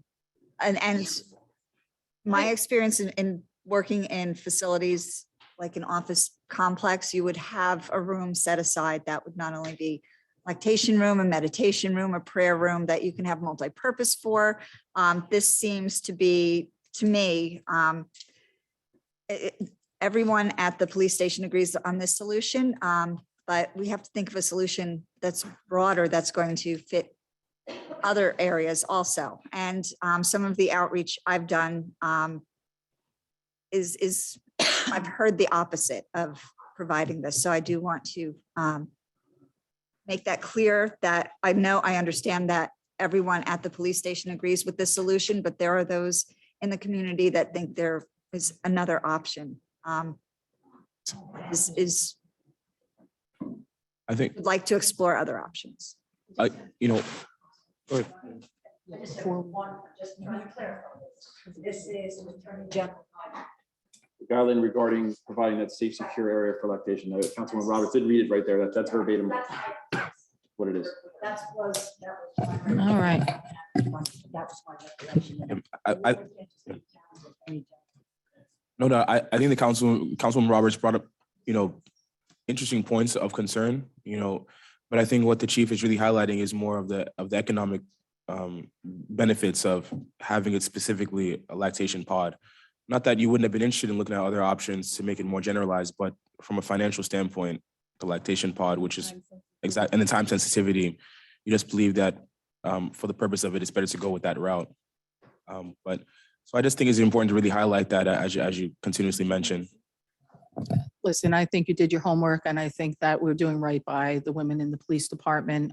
Again, I think it's a no-brainer. And if other departments need an area in order to do this, we will definitely make sure that we investigate. If there's space available in rooms, we would turn around and make that happen. The police department is a totally different animal when it comes to the building. And I'm sure that there's plenty of room in DPW, right? If we need a lactation facility for sure, we'll take care of that. So thank you. at this point, we'll move forward. Any other questions on any other items, council? I would just like to thank Chief Blumacher for attending the council meetings as promised at least once a month, because when issues come up such as this, it's very helpful to have a professional present. Yeah, no, I'm waiting for that. Okay, so we're still moving through with the votes on the consent agenda resolutions. Councilwoman Roberts, no, I know she had more questions. Councilwoman Roberts, did you have any other questions on any other items? On behalf of some constituents that had called about 2022, 289 and 290 about how the monies in those resolutions are used throughout the project. So Jay, I think I gave you the heads. Yeah, I can answer. If you recall, back in August, you had a meeting with Mr. Leitner. He highlighted 4 priority projects in the Water and Sewer Department that you wanted to go through and do. Based on age, the Melrose Pump Station was built in the 1980s. It's near the Raritan Bay. There's flooding problems. The force main is out of service. So that's going to be totally reconstructed. That's probably a $3 million project. The second project was the chemical feed system over at the water treatment plant. And that was intended to go through and cut costs in the future by allowing you to change things around at the plant, so you're utilizing less chemicals and less labor. That also is a $3 million project. The funding here is to go through and just do the design work, prepare the detailed plans and specifications, but also apply for iBank money. We had talked about possibly having 50% funding coming from alternate sources. So that's what this is going to go through and cover. And thank you, Mayor, for humoring me with that, because I knew that there were questions and I knew Jay could handle it much better than I could. Oh, listen. Thank you. Absolutely no problem here.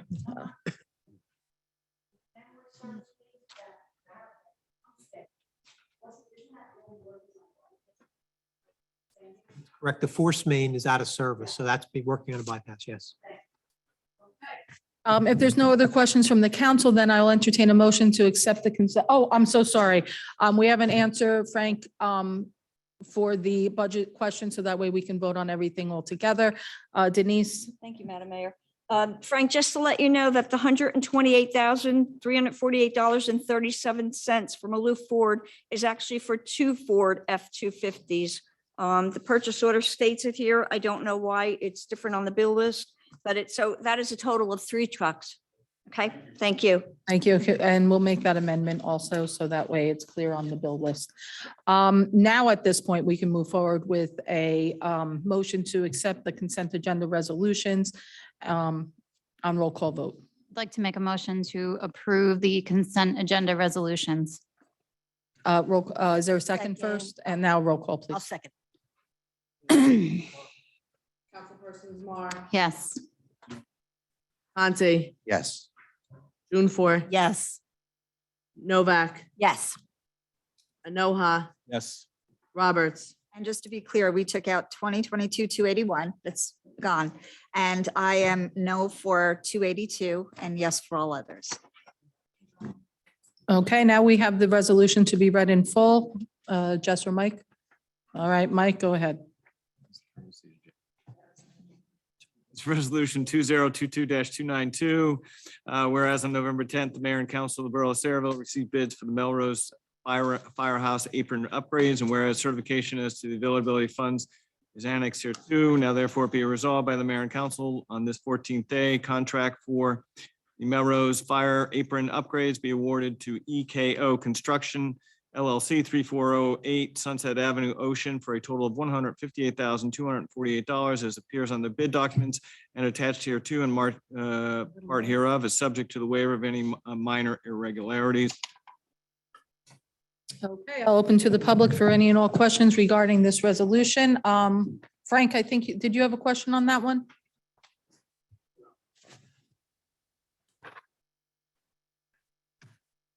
I didn't hear Mike's full answer, but it appears to be more than just a driveway apron for Yes. $180,000. So Yep. Approved by the, Yeah, it's the floor of the bay included. was approved by. yeah, it just didn't make sense for the Yeah, way no, it it was was an written. expensive driveway. That was one impressive apron. I agree with you. Thank you. Thank you. Any other questions regarding this resolution? Seeing none, I will entertain a motion to accept the, close the public portion and accept the resolution. Like to make a motion to close the public portion and accept the resolution. Second. Councilpersons Mar, Yes. Conti, June 4, Yes. Novak, Yes. Noha, Roberts. Yes. Okay, Borough, no report. Okay, public portion on any and all issues at this time, you can come forward or raise your hand. Okay, Karen?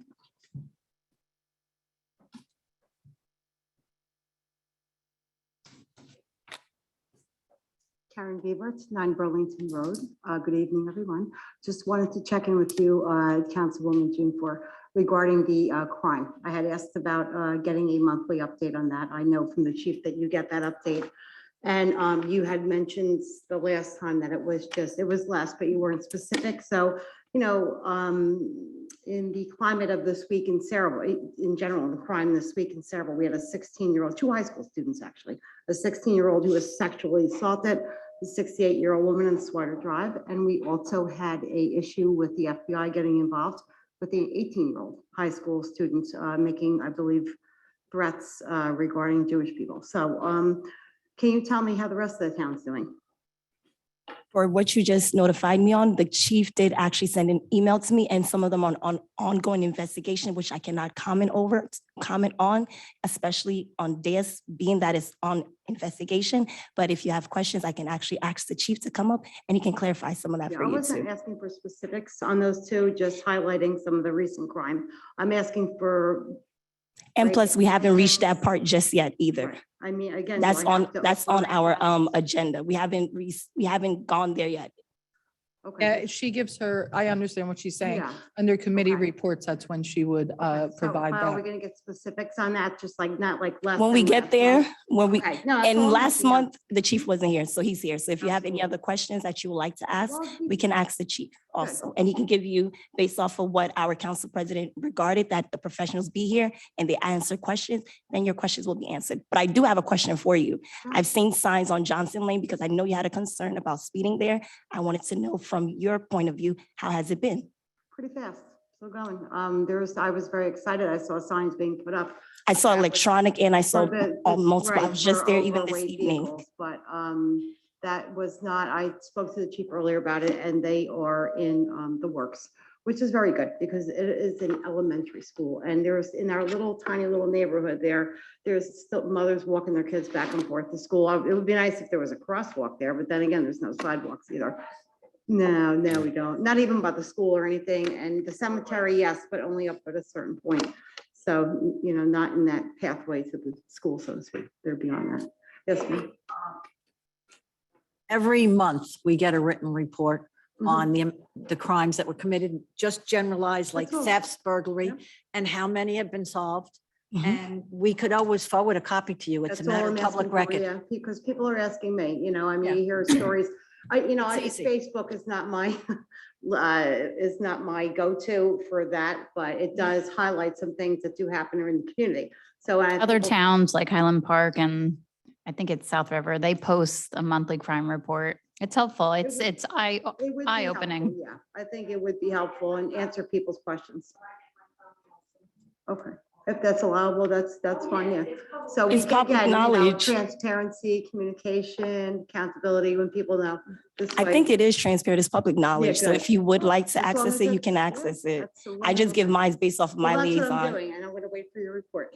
So. Well, or it's if public you don't have it, knowledge. yes. Again, the chief would have it, I would assume. All right. It's public That's all for now. knowledge. Okay. You can access it. Thank you. Okay, any other comments or questions? Ken, come on up. I think you're starting to like this microphone a little. Think you might want to sit closer unless you're trying to get some steps in. Ken, Fiscatelli, 9 Canal Street. I was here, just quiet up for a second, so that way we can hear the public's comment on this. Thank you. I was here a month ago and I talked about the flooding issue and what we could do. And I was just wondering have we done anything? Have we looked into it at all since then or? Not yet. I know that we kicked that over to our business administrator. So that was the flooding on the cross section over there, Washington Road, what we deal with on Weber Avenue and that area. So I think between Shade Tree. This is a little bit bigger. I think it's going to take a little bit more time, but go ahead, Denise. Were you able to follow up with anything?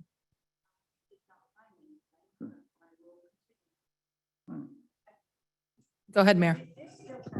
We're still having some problems, even just over on Canal Street, when we have one of those heavy downpours. I got a picture from his wife of their backyard, and I realized that there's some sort of pipe that goes through. But that's just in one little storm. I think the concern is that even though a lot of the houses are down on Weber Avenue, there is an awful lot of houses that never flooded before that should be considered. I remember we said, well, a lot of the houses are gone. It's not going to be financially, profitable or not profitable, but they look for a cost, before they spend all of that money. But when they were first looking at it, they were looking at the houses on Weber and, we now know that if it gets bad, it's going all the way into Patton. There's 350 homes. There's a lot of homes in there that were real, and they don't have any basements, so it just comes right into their houses. So if we could petition the federal government to take another look at this, because although those houses are no longer affected because they're not there, there are a lot of other houses that are now affected that at the time we originally asked them to help us with a seawall there, we didn't know. That was a 100-year storm. I don't think it ever happened before that the water came all the way into Pat. Heck, it was almost into Borough Hall parking lot over here.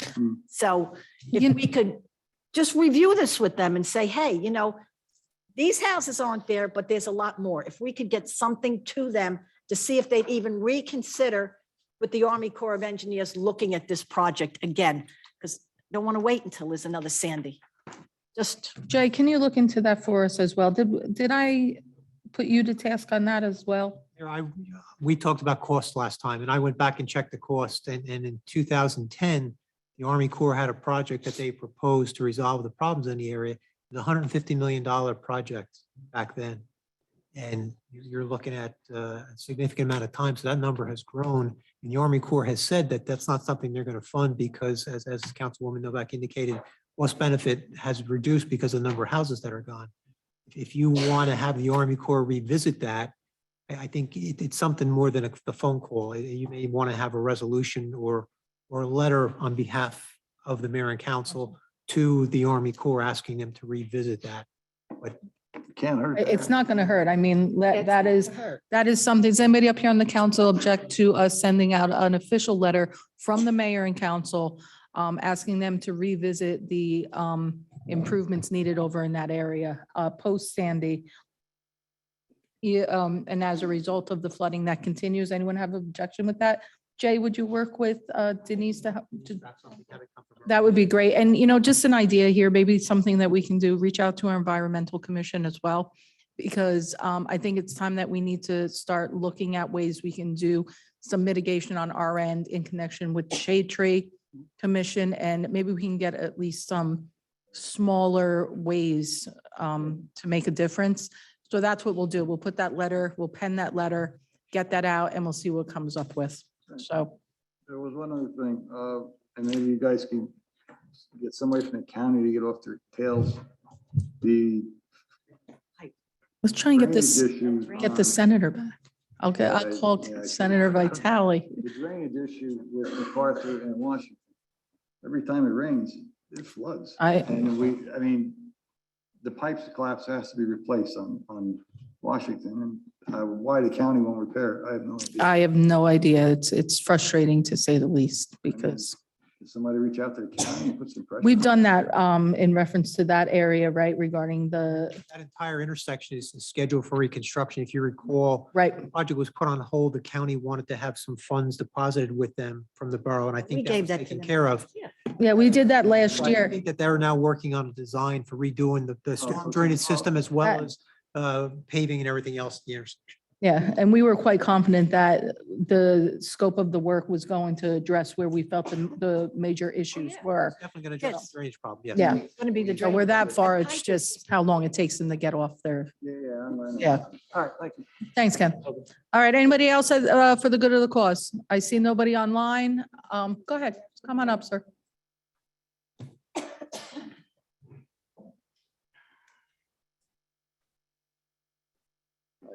My name is James. I own a business in town, Garden State Deli. I just need your, do you need name and first and last name here for the record? Dave Latempa, 6 Houseman Road. Okay. You got that? Okay. What I'm trying to ask from the council is that we own a business in town. I do. He lives in town. That we're looking for a peddler's license to open up a food truck. But my concern is we only have 2. There used to be 3 in town. So what I was told was they can't open it up. But I have to talk to you, to the mayor and council to focus on this license. I feel like we addressed this, how many years back? It was, Somebody that wanted to sell. no, it was this year and then it was a while back, way before Somebody wanted to COVID. sell Worms. And it was, yeah. Yeah. We just did it this year. Yeah. Did we, okay, so let me, hold on one second here. I believe that we did put something, we initially were going to put something into an ordinance. Did we ever move forward with that? We did not. I have the ordinance. There you go. Okay. Yes. So we went down this road. I want to say this was well pre-COVID. I was I was sitting on that side, I think. So that's probably about 5 or 6 years ago. And I don't remember how it was left because I know there was concerns. I think we had some of our hot dog vendors. They came out and discussed with us what their concerns were. Well, what I'm trying to do is open up a 30-foot trailer because I'm on Pulaski Avenue and I have trouble now. Mhm. So what I want to do is put it on to Journeyman Road on private property, not interfering with any of the hot dog trucks in town.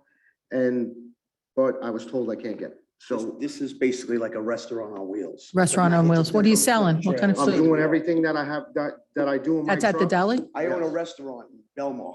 No, I'm just wondering because I Everything in my wanted. deli is going to be on that truck, on that trailer. I gotcha.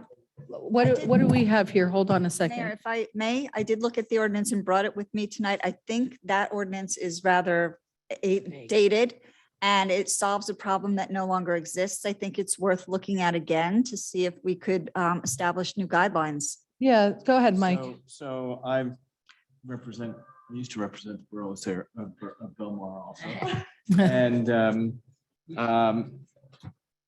And what I would recommend is let me sit down with Susan Gruhl, who is our planner. Our planner, To yes. see what she would recommend to bring this up to speed in current society. So if you all would grant me authorization, tomorrow I'll set up an appointment with Susan to go over this ordinance and to see how the peddlers and hawkers ordinance has been revised over the course of time. Could you also check other towns too to see what? Well, yeah. Oh, that's right. She represents.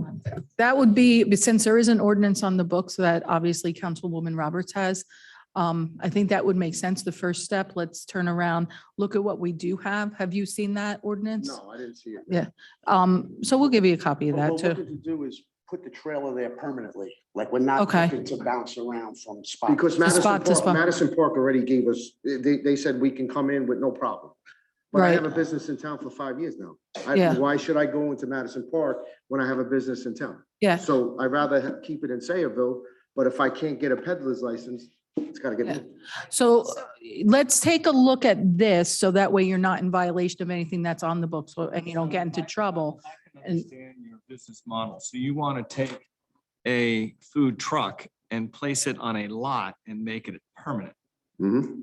On a- It won't be on- moved. It won't- it'll be at that location. Yeah, I But guess- we would get written permission from the property owner of whatever property we But when you decide. make to it go. Zoning. Yeah, you gotta be careful. Don't say. Yeah. Not Well, permanent, like, I'm not permanent. saying. No, I like- mean, it would stay there. It's on wheels, so as long as the trailer's on wheels, it isn't a permanent structure. And I my, had, You're not making understanding foundation. It's from- still from movable. Yeah, It's it's just still you don't movable. plan I on can moving still every look into night. my truck and go to any event in Sayreville Right, Right. that's where it would be parked at as a regular location, but you would be able to take the truck to events. So this is my thought, Thank you for gentlemen. clarification. Give him the time to take a look at this. We haven't looked at it in a long time.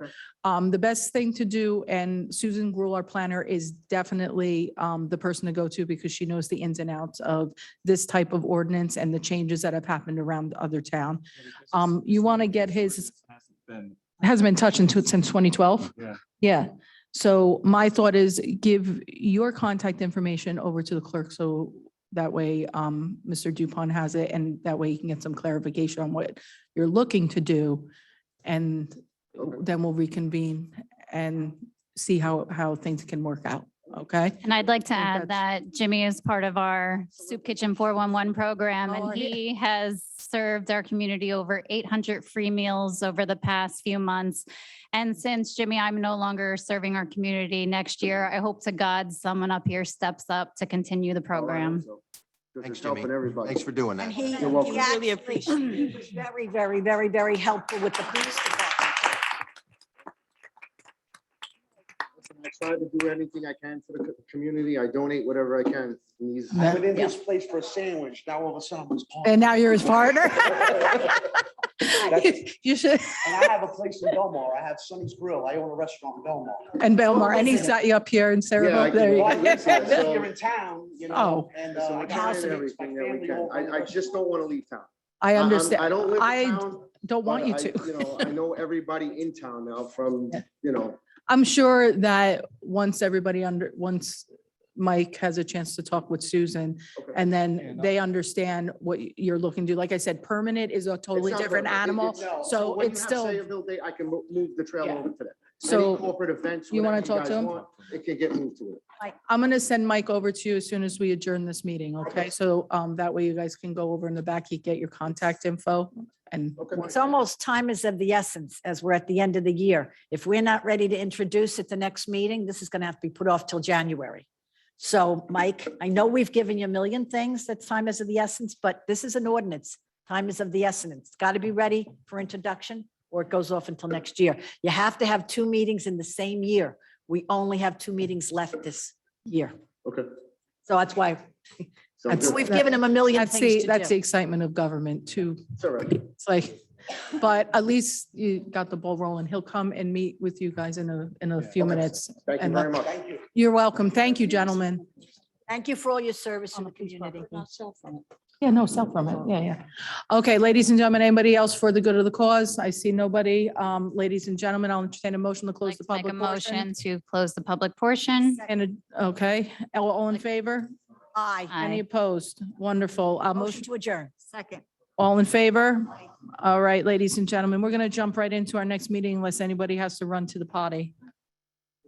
Okay? Okay. All right, let's move right into our, hold on one second. I keep picking the wrong thing. All right, ladies and gentlemen, please rise for a salute to our flag. I pledge allegiance to the flag of the United States of America and to the republic for which it stands, one nation, under God, indivisible, with liberty and justice for all. Okay, here we go. Roll call, statement publication. Take notice that this agenda meeting of the mayor and council being held this 14th day of November 2022 has been advertised and posted in accordance with Open Public Meetings Act, Chapter 231, Public Law 1975. Roll call. Councilpersons Conti, Here. Dunfor, Here. Mar, Novak, Here. Noha, Roberts. Okay, nothing under old or new business. We'll move right to communication and committee reports with administration and finance. Councilwoman Novak, please. Yes, I move that, no, the under administration and finance B, I'm looking for approval of a license renewal. Is there any objection? And we need a reso for that? Next Okay, meeting. next meeting. Okay, again, looking for approval of an application to change a corporate structure under a C. Any objection? And once again, we would need a resolution for next Double meeting. check with that on the ABC. If none is Required, then we're okay. And it's done. okay with. Yeah. Okay, everybody's okay with that? If no reso is required? Great, wonderful. Anything else? Progress, and I hope everybody, is our next meeting before or after Thanksgiving? After. Okay, happy Thanksgiving, everybody. Thank you very much. We're going to move to planning and zoning, Councilwoman Anoha. Sorry. Thank you, Mayor. I'd like to take the opportunity to receive and file the minutes and departmental reports for the planning board on September 21st, 2022 and October 5th, 2022. Is there a second? Second. Thank you. B? For B as well, I'd like to receive and file the notice of public hearing to be held before the Old Bridge Township and Council on November 14th, 2022 regarding their ordinance 222-2029, 31, and 35. Second. Thank you. And I'd also like to receive and file letter C for the planning board resolution, which was memorialized on November 2nd, 2022. Is there another second? Thank you very much. I hope you're feeling okay. Committee reports, you're gonna progress. Great. Looking forward to some more sleep if I can get any. Yes, that new Progress baby. all the way, yeah. Wonderful. Thank you very much. Public safety, Councilwoman June 4th, please. Thank you so much. I'm requesting for authorization to advertise the receipt of bids for the abandoned vehicles. Thank you. Resolution for that as well, Jess, at the next meeting. Thank you. And also requesting to travel and receive the Morgan Firehouse to attend a Santa run in Middletown on December 19th, 2022 from 5 p.m. to 11 p.m. Any objection on that? Okay. And also to receive an application for membership as a firefighter received from the following: Alex Medina, accepted by President Park Fire Company number 1 at their October 3rd, 2022 meeting. All right. Any objection? Committee reports. Committee reports, I'd actually like to thank Mr. J for actually reaching out to Morgan. I was able to get a hold of them. They met with the developers. They actually came up with an agreement and everybody's happy. I'm really excited about that.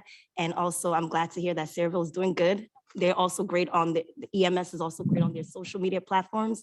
I follow them on Instagram. I'm also very, very thankful for the police department, even for Chief Plumacher. He always reaches out with emails and he has extensively told me I can also contact him by his personal contact. I really appreciate him and always keeping us updated. Thank you so much, sir. We really appreciate you. And our town is progressing and we do hear a lot of sirens. I do ask him a lot. Anytime I hear any sirens, I'm like, Chief, what's going on? And I was able to be really, really excited. A resident came up to me with a concern at our Memorial Day program. I was able to send the email to our chief and he actually responded to it quickly and Sergeant Brell is on it. And the resident, I believe, should be happy at this time. It will be addressed. And thank you once again, our chief. And I want to also thank the council for those who voted for the porta potty. I mean, not the porta potty, but for the mama pads, not porta potty, sorry.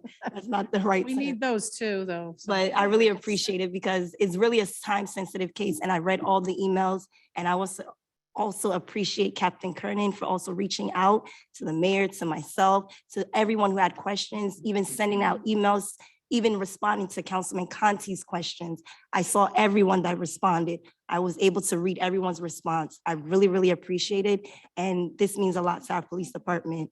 And I'm also wishing everyone in my personal department, EMS, fire, everyone, a happy Thanksgiving. Thank you for your service. Enjoy your time with your family. And Sayreville, happy Thanksgiving to you all also. And I'm looking forward to a productive year next year also. Thank you. And everything else is progress.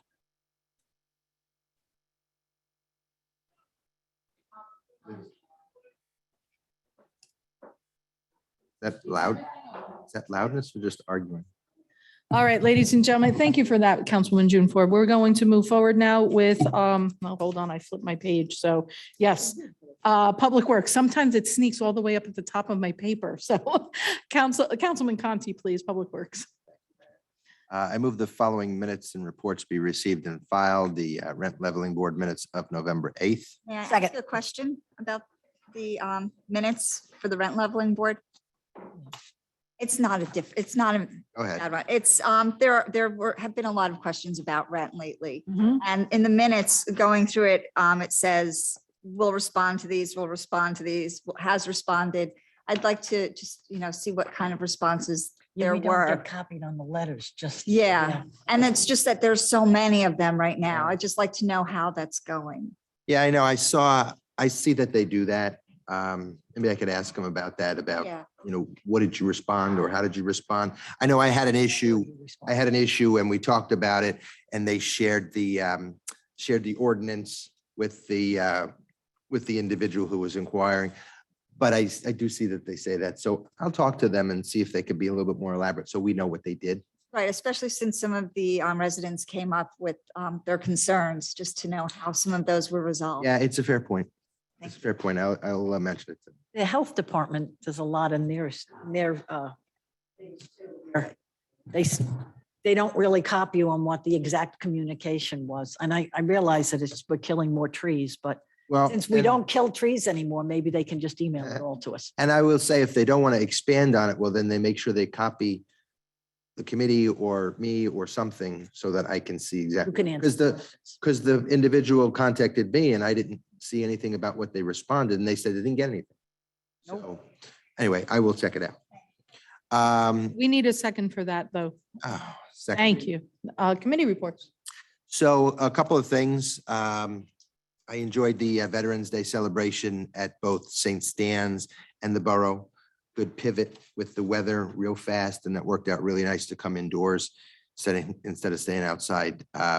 St. Stan's was very nice. Kids were real good, and the one individual is okay as well who had an issue. But it was nice to see everybody. Nice to see the individuals. They gave some nice speeches as well. Mary started I think a nice trend about thanking our veterans each time we see them. So I was happy to be there. It was nice. Got to spend a lot of time with veterans over the last couple of days or so. So that was good. Also, I'm happy to hear and to see about Shade Tree starting to kick some things in gear as far as planting. So speaking with Art, the commissioner there, they're taking steps to take over the Weber Avenue section, and they're looking at putting in apple orchards there. About 20 of them over there. Yeah. And taking the apples from the trees and then donating them to a food bank or what have you, something like that. So I was really excited to see that. And he said, doesn't see a reason why they won't move forward with that. So I was very excited about that, the apple orchard right around here.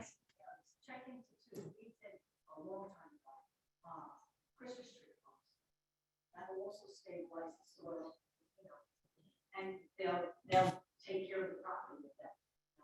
I will inquire. I'll inquire. Yeah, and then there's, he's looking at putting in some trees on Washington and Ernston where the new Dunkin' Donuts is to sort of stifle some of the noise potentially from Dunkin' and the traffic around there. So, which is nice. I'm excited about that. And then he had indicated in the spring, planting in Kennedy Park, putting in some trees there and doing some work. So I know we said we had a lot in the tree bank, and looks like they are, stepping it up and starting to use some of that, which is really good. I like to see that beautify our town. Aside from that, yeah, we won't see everybody. So happy Thanksgiving to all in the borough, workers, you all out there to stay safe and enjoy. Thanks so much. Progress. Thank you very much, Councilman Conti. Water, Sewer, and Environmental, please, Councilwoman Roberts. Thank you, Mayor. I do have Environmental Commission minutes for September to receive and file. And thank you. And I do want to highlight a couple of things that the Environmental Commission has done, and it might have a relationship to something that we discussed a little earlier. First, let's do the easy stuff, wrapping up the community garden. They had a party. Everyone had a wonderful time, and they're going to look at doing next year's spaces. So they're going to have a new ordinance so that we can either reapply or apply for new spaces. We also need people on boards like the Sayreville Environmental Commission. So we have places, we have places for cultural arts, Sayreville Environmental Commission. So the boards, please put in your submissions for them so that we have more people to choose from, so that we get more participation. And I know that the Environmental Commission specifically asked me to ask for that. So if anyone's interested in environmental, we have that. I also want to say this might have had something to do with the discussion about the flooding in Weber Avenue. We did have a speaker from the Lower Raritan Watershed Partnership at one of the meetings, the environmental meetings, talking about floodplain management and stormwater management, and working with a grant writing to create a plan on saltwater marsh restoration called the South River Ecosystem Restoration and Flood Resiliency Enhanced Project. And to provide a buffer, I'm just paraphrasing, provide a buffer and protective barrier for low-lying areas in Sayreville and South River. This organization looks at it and offers suggestions and help with grants. I know that it's it's something bigger than just going with this organization's suggestions, but they did do a presentation, and it might be something to look at to supplement part of the Weber Avenue. They had this for some time. And there's No, I'm just saying, is it free or do we have to contract with them for a price? I think their goal is a watershed partnership. They're part of Rutgers University. And there happens to be $14 million grant to start implementation. That would not be just for us, but it would be all through Raritan River area. So that was a recent presentation. That might be something we can leverage. And I thought that was very informative. And it came up with the floodplains. And I do want to respond to a resident who was concerned about hunting on Weber Avenue. And I know that Council President Marr had reached out to the police to talk about that. She got to you while I was talking to Recreation because they issue the hunting licenses and to get no hunting signs. And I just want to state that publicly for anyone who does listen. There's no hunting on Weber Avenue. That's not one of our hunting areas. So No, it violates hunting law. I mean, you have to be so many yards away from a public dwelling and so forth. I can't imagine that there's enough space over there for any hunting.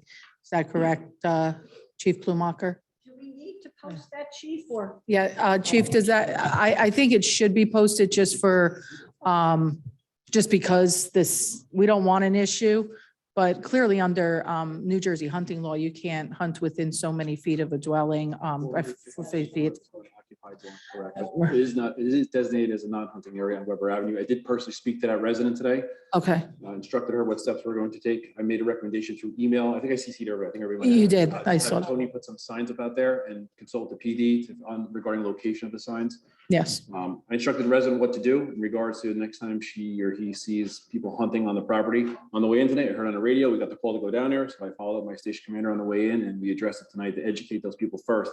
It's not a hunting area. So we are aware of it. The signage will be helpful. There were people there tonight shooting? The individual called in a suspicious vehicle she assumed was hunting. So I'll get the update when I leave here. I haven't done it yet, but yes, we believe it was people either coming back from hunting, but there was a vehicle parked down there. So that was. Thank you I very, think that was. yeah, thank you very much. signage will be a big help. I appreciate that. Yeah, that's, it's good. I mean, our residents are good. They see something, say something, and we definitely can't allow that. That's definitely a safety hazard. And just happy Thanksgiving, everyone. And Wonderful. thank you. Thanksgiving and thank you. Okay, so Councilwoman Marr, I believe, is online with us, so she can do, we're at Recreation. So Council President? Can you hear me? We can, yes. Okay, great.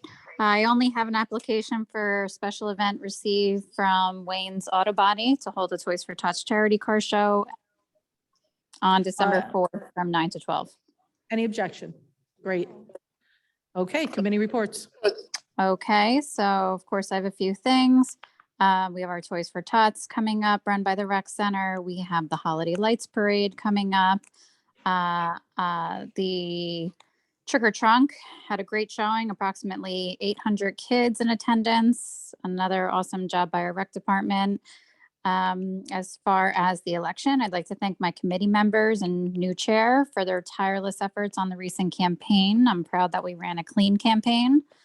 Soup Kitchen 411, I mentioned with Garden State Deli and Jimmy. We just finished 10 weeks, the state grant program. We gave out over 2,000 meals at the senior center on a weekly basis. We were sold out within minutes. First come, first serve. So many of our residents benefited, and ultimately our restaurants will receive funding from the state. So thank you to Romeo's, Garden State Deli, and Costa Verde for participating. The state relayed that they will resume in January. The vape shop limitations ordinance, Mike, were you able to meet with Susan about that? Yeah, Mike is actually in the back. Okay, so I could follow up with that. With It's him on actually that. under Denise in a few minutes.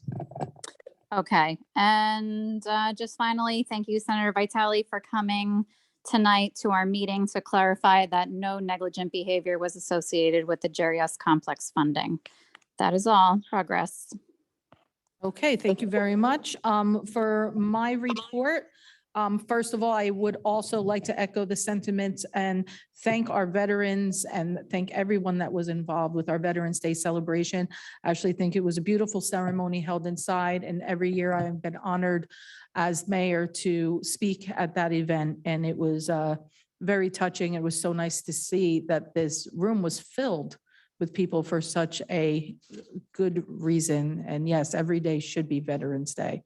Every day we should remember those men and women that fight to continue those freedoms that we have and for those that we have lost.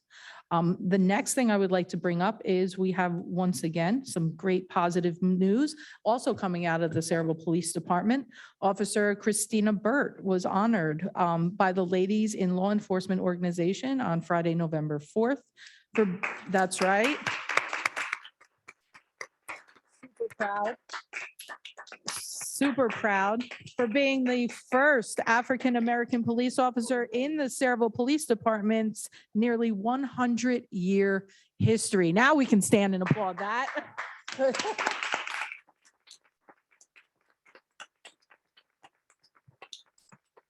Hats off to her. And not only that, I think that it is worth noting that Officer Byrd is also a certified New Jersey school resource officer, which I love our school resource officers from the day that I've been up here. That is a passion of mine of making sure we have our resource officers in the school. She's also an FBI regional crisis negotiator and one of the Saraville Police Department's newly appointed LEAD officers. She strives to continue to make a difference and mentor the youth in our community, and she's doing exactly that. So congratulations to her. Thank you so much, officer, for choosing Saraville for your service. Chief, you have another fantastic officer in your midst. In addition to that, on a less than happier note, we all have seen that we were once again in the news. And for those that may not receive our Borough Blast,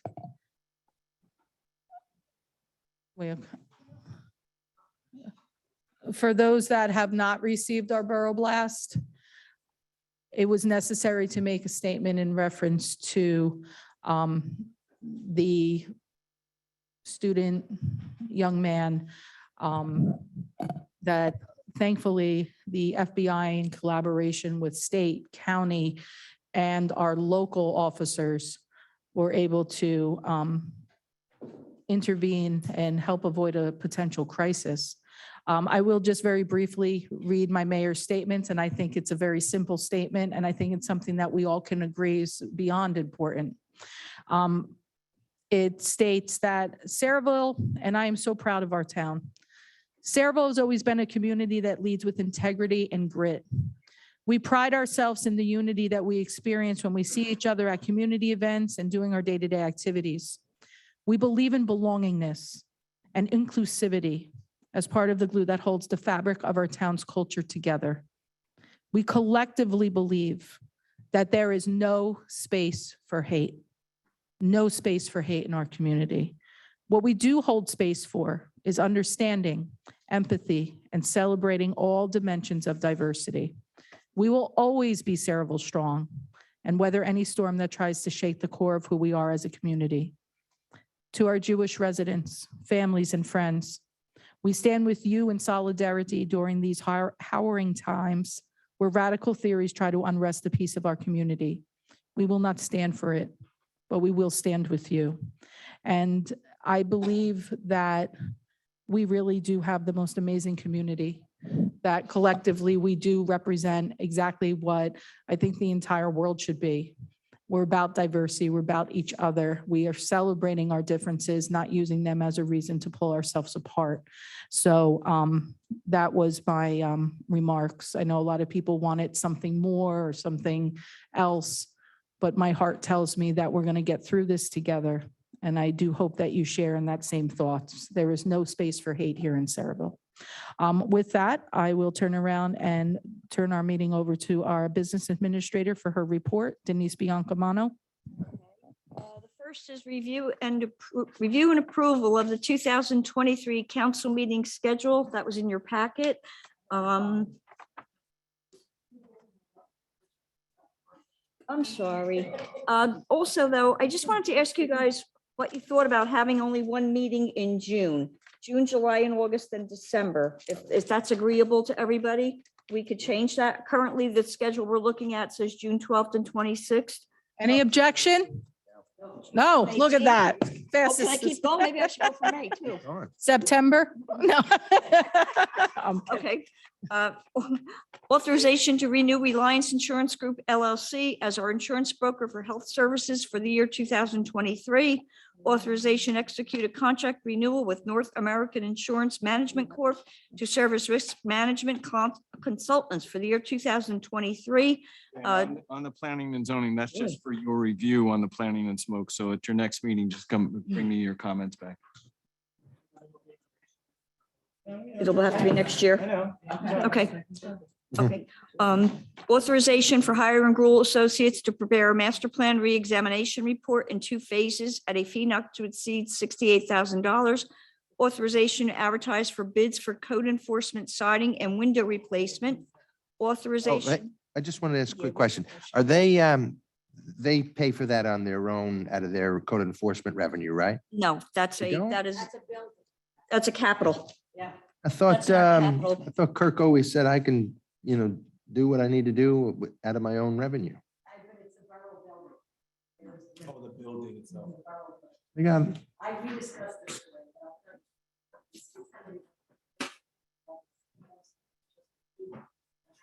no, I'm not saying we don't need him. I just thought he could pay for him because he takes in a lot of revenue. And he's self-sustaining, but. I don't think so. I could be wrong, but I think because it's a borough building, they're responsible, just like. I don't know. I talked with him about it and he said that we pay, we still, I don't know. I think no, I thought he said about the building too. Yeah, all his employees. I'm sure we'll get, benefits and everything. we'll get clarification. Yeah, but I'll check. I'm going to ask him about it. I'm sorry, I have a Okay. question, Miss Biancamano. When it says, are you here yet? Am I where? Are you right here yet? I'm in public safety right now. Okay. Oh, did I passed planning and zoning? Yeah. Okay, go ahead. My question is in regarding to the smoke and vape shops. According to my knowledge, I thought it was that we were only limiting a certain amount in town. Are we completely banning it? Or are we limiting a certain amount in town? That's, we just, there's a memo here and a proposed ordinance. So, I'd ask that you review it and comment on it. If you all have any comments, I'm going to be meeting with Susan hopefully in the next couple of days. So if you have comments, just email them to me and I will address them with Susan next couple of days. Right, so the current ones we have they're already allowed. Yep. Mhm. And if we. Okay, continue. Authorization to. Denise, a question on one that was just before that, though. What is the reason we need the master plan reexamination? And every 10 years? Every 10 years it's required. It's due by February of next year. So this proposal is actually for doing the reexamination report and then doing additional work after that to update your master plan. But the main thing is to get the reexamination report completed by February, and that's what the proposal is going to be. Are there new requirements that the master plan is going to have to address? It's got to be looked at every 10 years, which is a So reexamination. it's just to look at, there's nothing that we need to change. That'll be in the report. If they feel that you need to change things, they'll make those recommendations.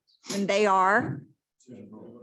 to- Oh, and recommendations to meet what objectives? Recommendations To the master plan. And I guess That's what they're saying is they're going to reexamine the report. That's the first phase. And then they're going to go through and update your master plan to address the recommendations that they make during the reexamination portion. That's why this proposal is done in 2 phases. So I guess what I'm asking is the recommendations they make are based on what needs? What would we have to change in the master plan? What kind of recommendations would they make that we would need to make changes? They'll look at your existing master plan and they'll look at development patterns throughout the borough, ordinance changes, so that can go through and lead to suggestions as to what you want to do with modifications to the master plan or the elements of the master plan. So for example, I can give you an example in the town that I live in, Red Bank. And I sit on, or used to sit on an entity. And one of the recommendations that the master plan just recommended was a height variance in a specific district, right? Or having, for example, our train area, right? They want to put more apartments in that area so people can live and then back on the train and go to work. So there's some of the recommendations that you may or may want. But the recommendations are not something that we have to accept. No. Okay. Something you could approve or disapprove. So would the recommendations ever say more open space? It's possible. Okay, well, let's look for that then. Authorization to appoint Joseph Monaco to lieutenant in the police department retroactive to October 25th, 2022. Authorization to appoint Brian Scudney as sergeant in the police department effective November 16, 2022. Right there, that one, skip that one. We did that one already. Authorization to appoint Carol Womack and Laura Kraskowski from Clerk 1 to Record Support Tech 2 in the Police Department effective January 1st, 2023. Authorization to appoint Deborah Turner from Clerk 1 part-time to Clerk 1 full-time in the Police Department effective January 1st, 2023. Authorization to renew e-ticket license with Gold Type Business Machine through New Jersey State Contract 17 Fleet 00716 in an amount not to exceed 25,000. Authorization to use a competitive contracting process for the procurement of custodial services at the Public Safety Complex. So is that replacing what they already have? Because the contract's only a year. I didn't even think we had a contract. We did with the custodial at PD? We did? We talked about this. We had an executive. Yeah, I know. We had a fit about it and I thought, and they weren't covering they weren't cleaning everything in the department. And so, okay. I know, but we're going to renew that. No, we're going to go out. We're going to redo it. We're going to go out and look for. Good. Yeah. Okay, good. Okay. Yeah, okay, good. Authorization to rescind resolution 2022-261 to Motorola in favor of awarding a state contract to Axon Enterprise, Inc. for the provision of in-car cameras through the New Jersey State Contract 17 Fleet 00738 in an amount not to exceed $101,400. Authorization to purchase 8. What was the amount for Motorola? Is it equitable to that same 101.4?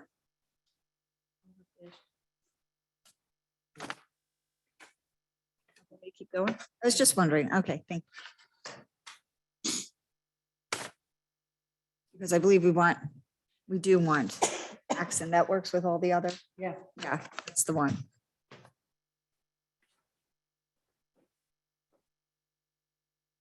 Authorization to purchase 8 2023 Chevy Tahoes from Walsh Chevrolet through ESCNJ contract 20/21-19 in an amount not to exceed $360,467.70.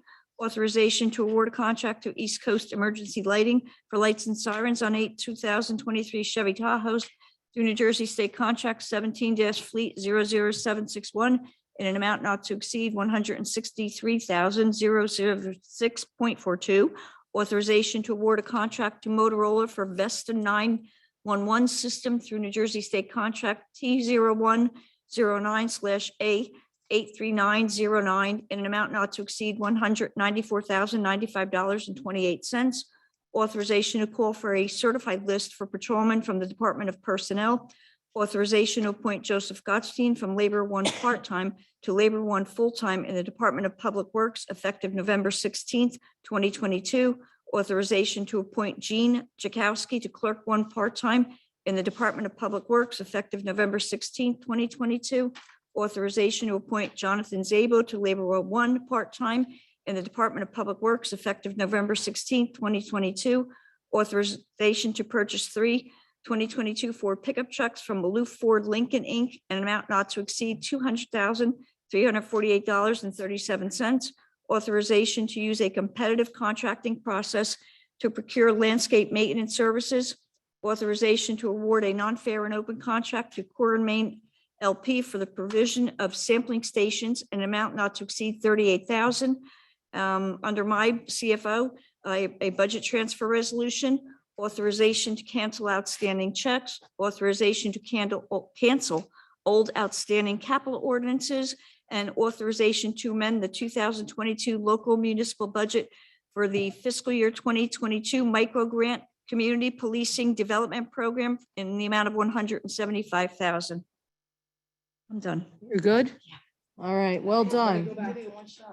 Oh, you, You're gonna have to confirm with Danielle, because I have this one being, one that's on for Axon being 1,000 and one for Motorola was 40.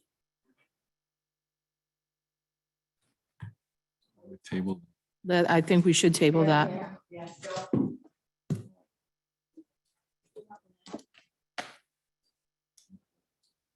I guess we can have it listed for the next meeting. So let's have a motion to remove that one from the agenda. We're gonna vote on the reso. yes. Oh, yeah, it's a resolution. Yeah, you That's why can, I yeah, wanna Make sure my, it's being rescinded anyway. I'll double check it with her. yeah, she has 101,000 on her. That's what it says here, 101,000. Yeah, I know, but I was making sure I didn't like. Okay, got it. Okay. Okay, so that takes care of Denise's report, and now we can go over to Borough Engineer's report. Jay. There are 3 items this evening. First is Golden Age Development. Last meeting, you asked us to review their bond release request. We're not recommending a bond release. There's still punch list work that has to be done, but we're recommending a bond reduction. So we ask that you have a resolution on your next meeting. There are some fee issues that we spoke about with the CFO, and they're going to try to get that resolved before the resolution's adopted. The second item is the 2021 road paving and reconstruction project. This is the project where we had excess money that we were going to use to pave William Street in the Old Bridge area. So we did that. While we were out there, Public Works wanted us to go through and do repairs on Robert Street because there was a very poor condition near that intersection with Bordentown Avenue. So this is going to need a change order to pay for that additional work. So we need a resolution at the next meeting approving that change order for the extra work on Robert Street. There's money in other contracts in the 2021 timeframe to cover that increase. So it's not going to be a problem, but we do have an increase for this one. Okay. Thank you, Jay. And last item is leasing of antenna space on the Pulaski tank. We're getting bids at next week. So if everything's in order, we'd like to have a resolution awarding contracts. There's actually going to be 2 available locations for antennas leases. So we'll see what kind of results we get. Because it's a short week, we may not have it for your next meeting, but if not, it'll be at the December meeting. Okay, That's it. Thank you. good. Thank you very much. Can I ask a question to Jay? Jay, just an update on Elizabeth Street. Elizabeth Street is going to go to construction in the spring. That's the DOT funded project. It's got to be awarded by next November. So there's no grant issues, but it's in the design phase now and it'll be probably go to construction in the spring. Okay, thank you. Okay. Borough Attorney, anything? No report, Mayor, and also no need for exec. Public portion at this time? Anybody from the public have any questions or comments since the last public portion? All right, great.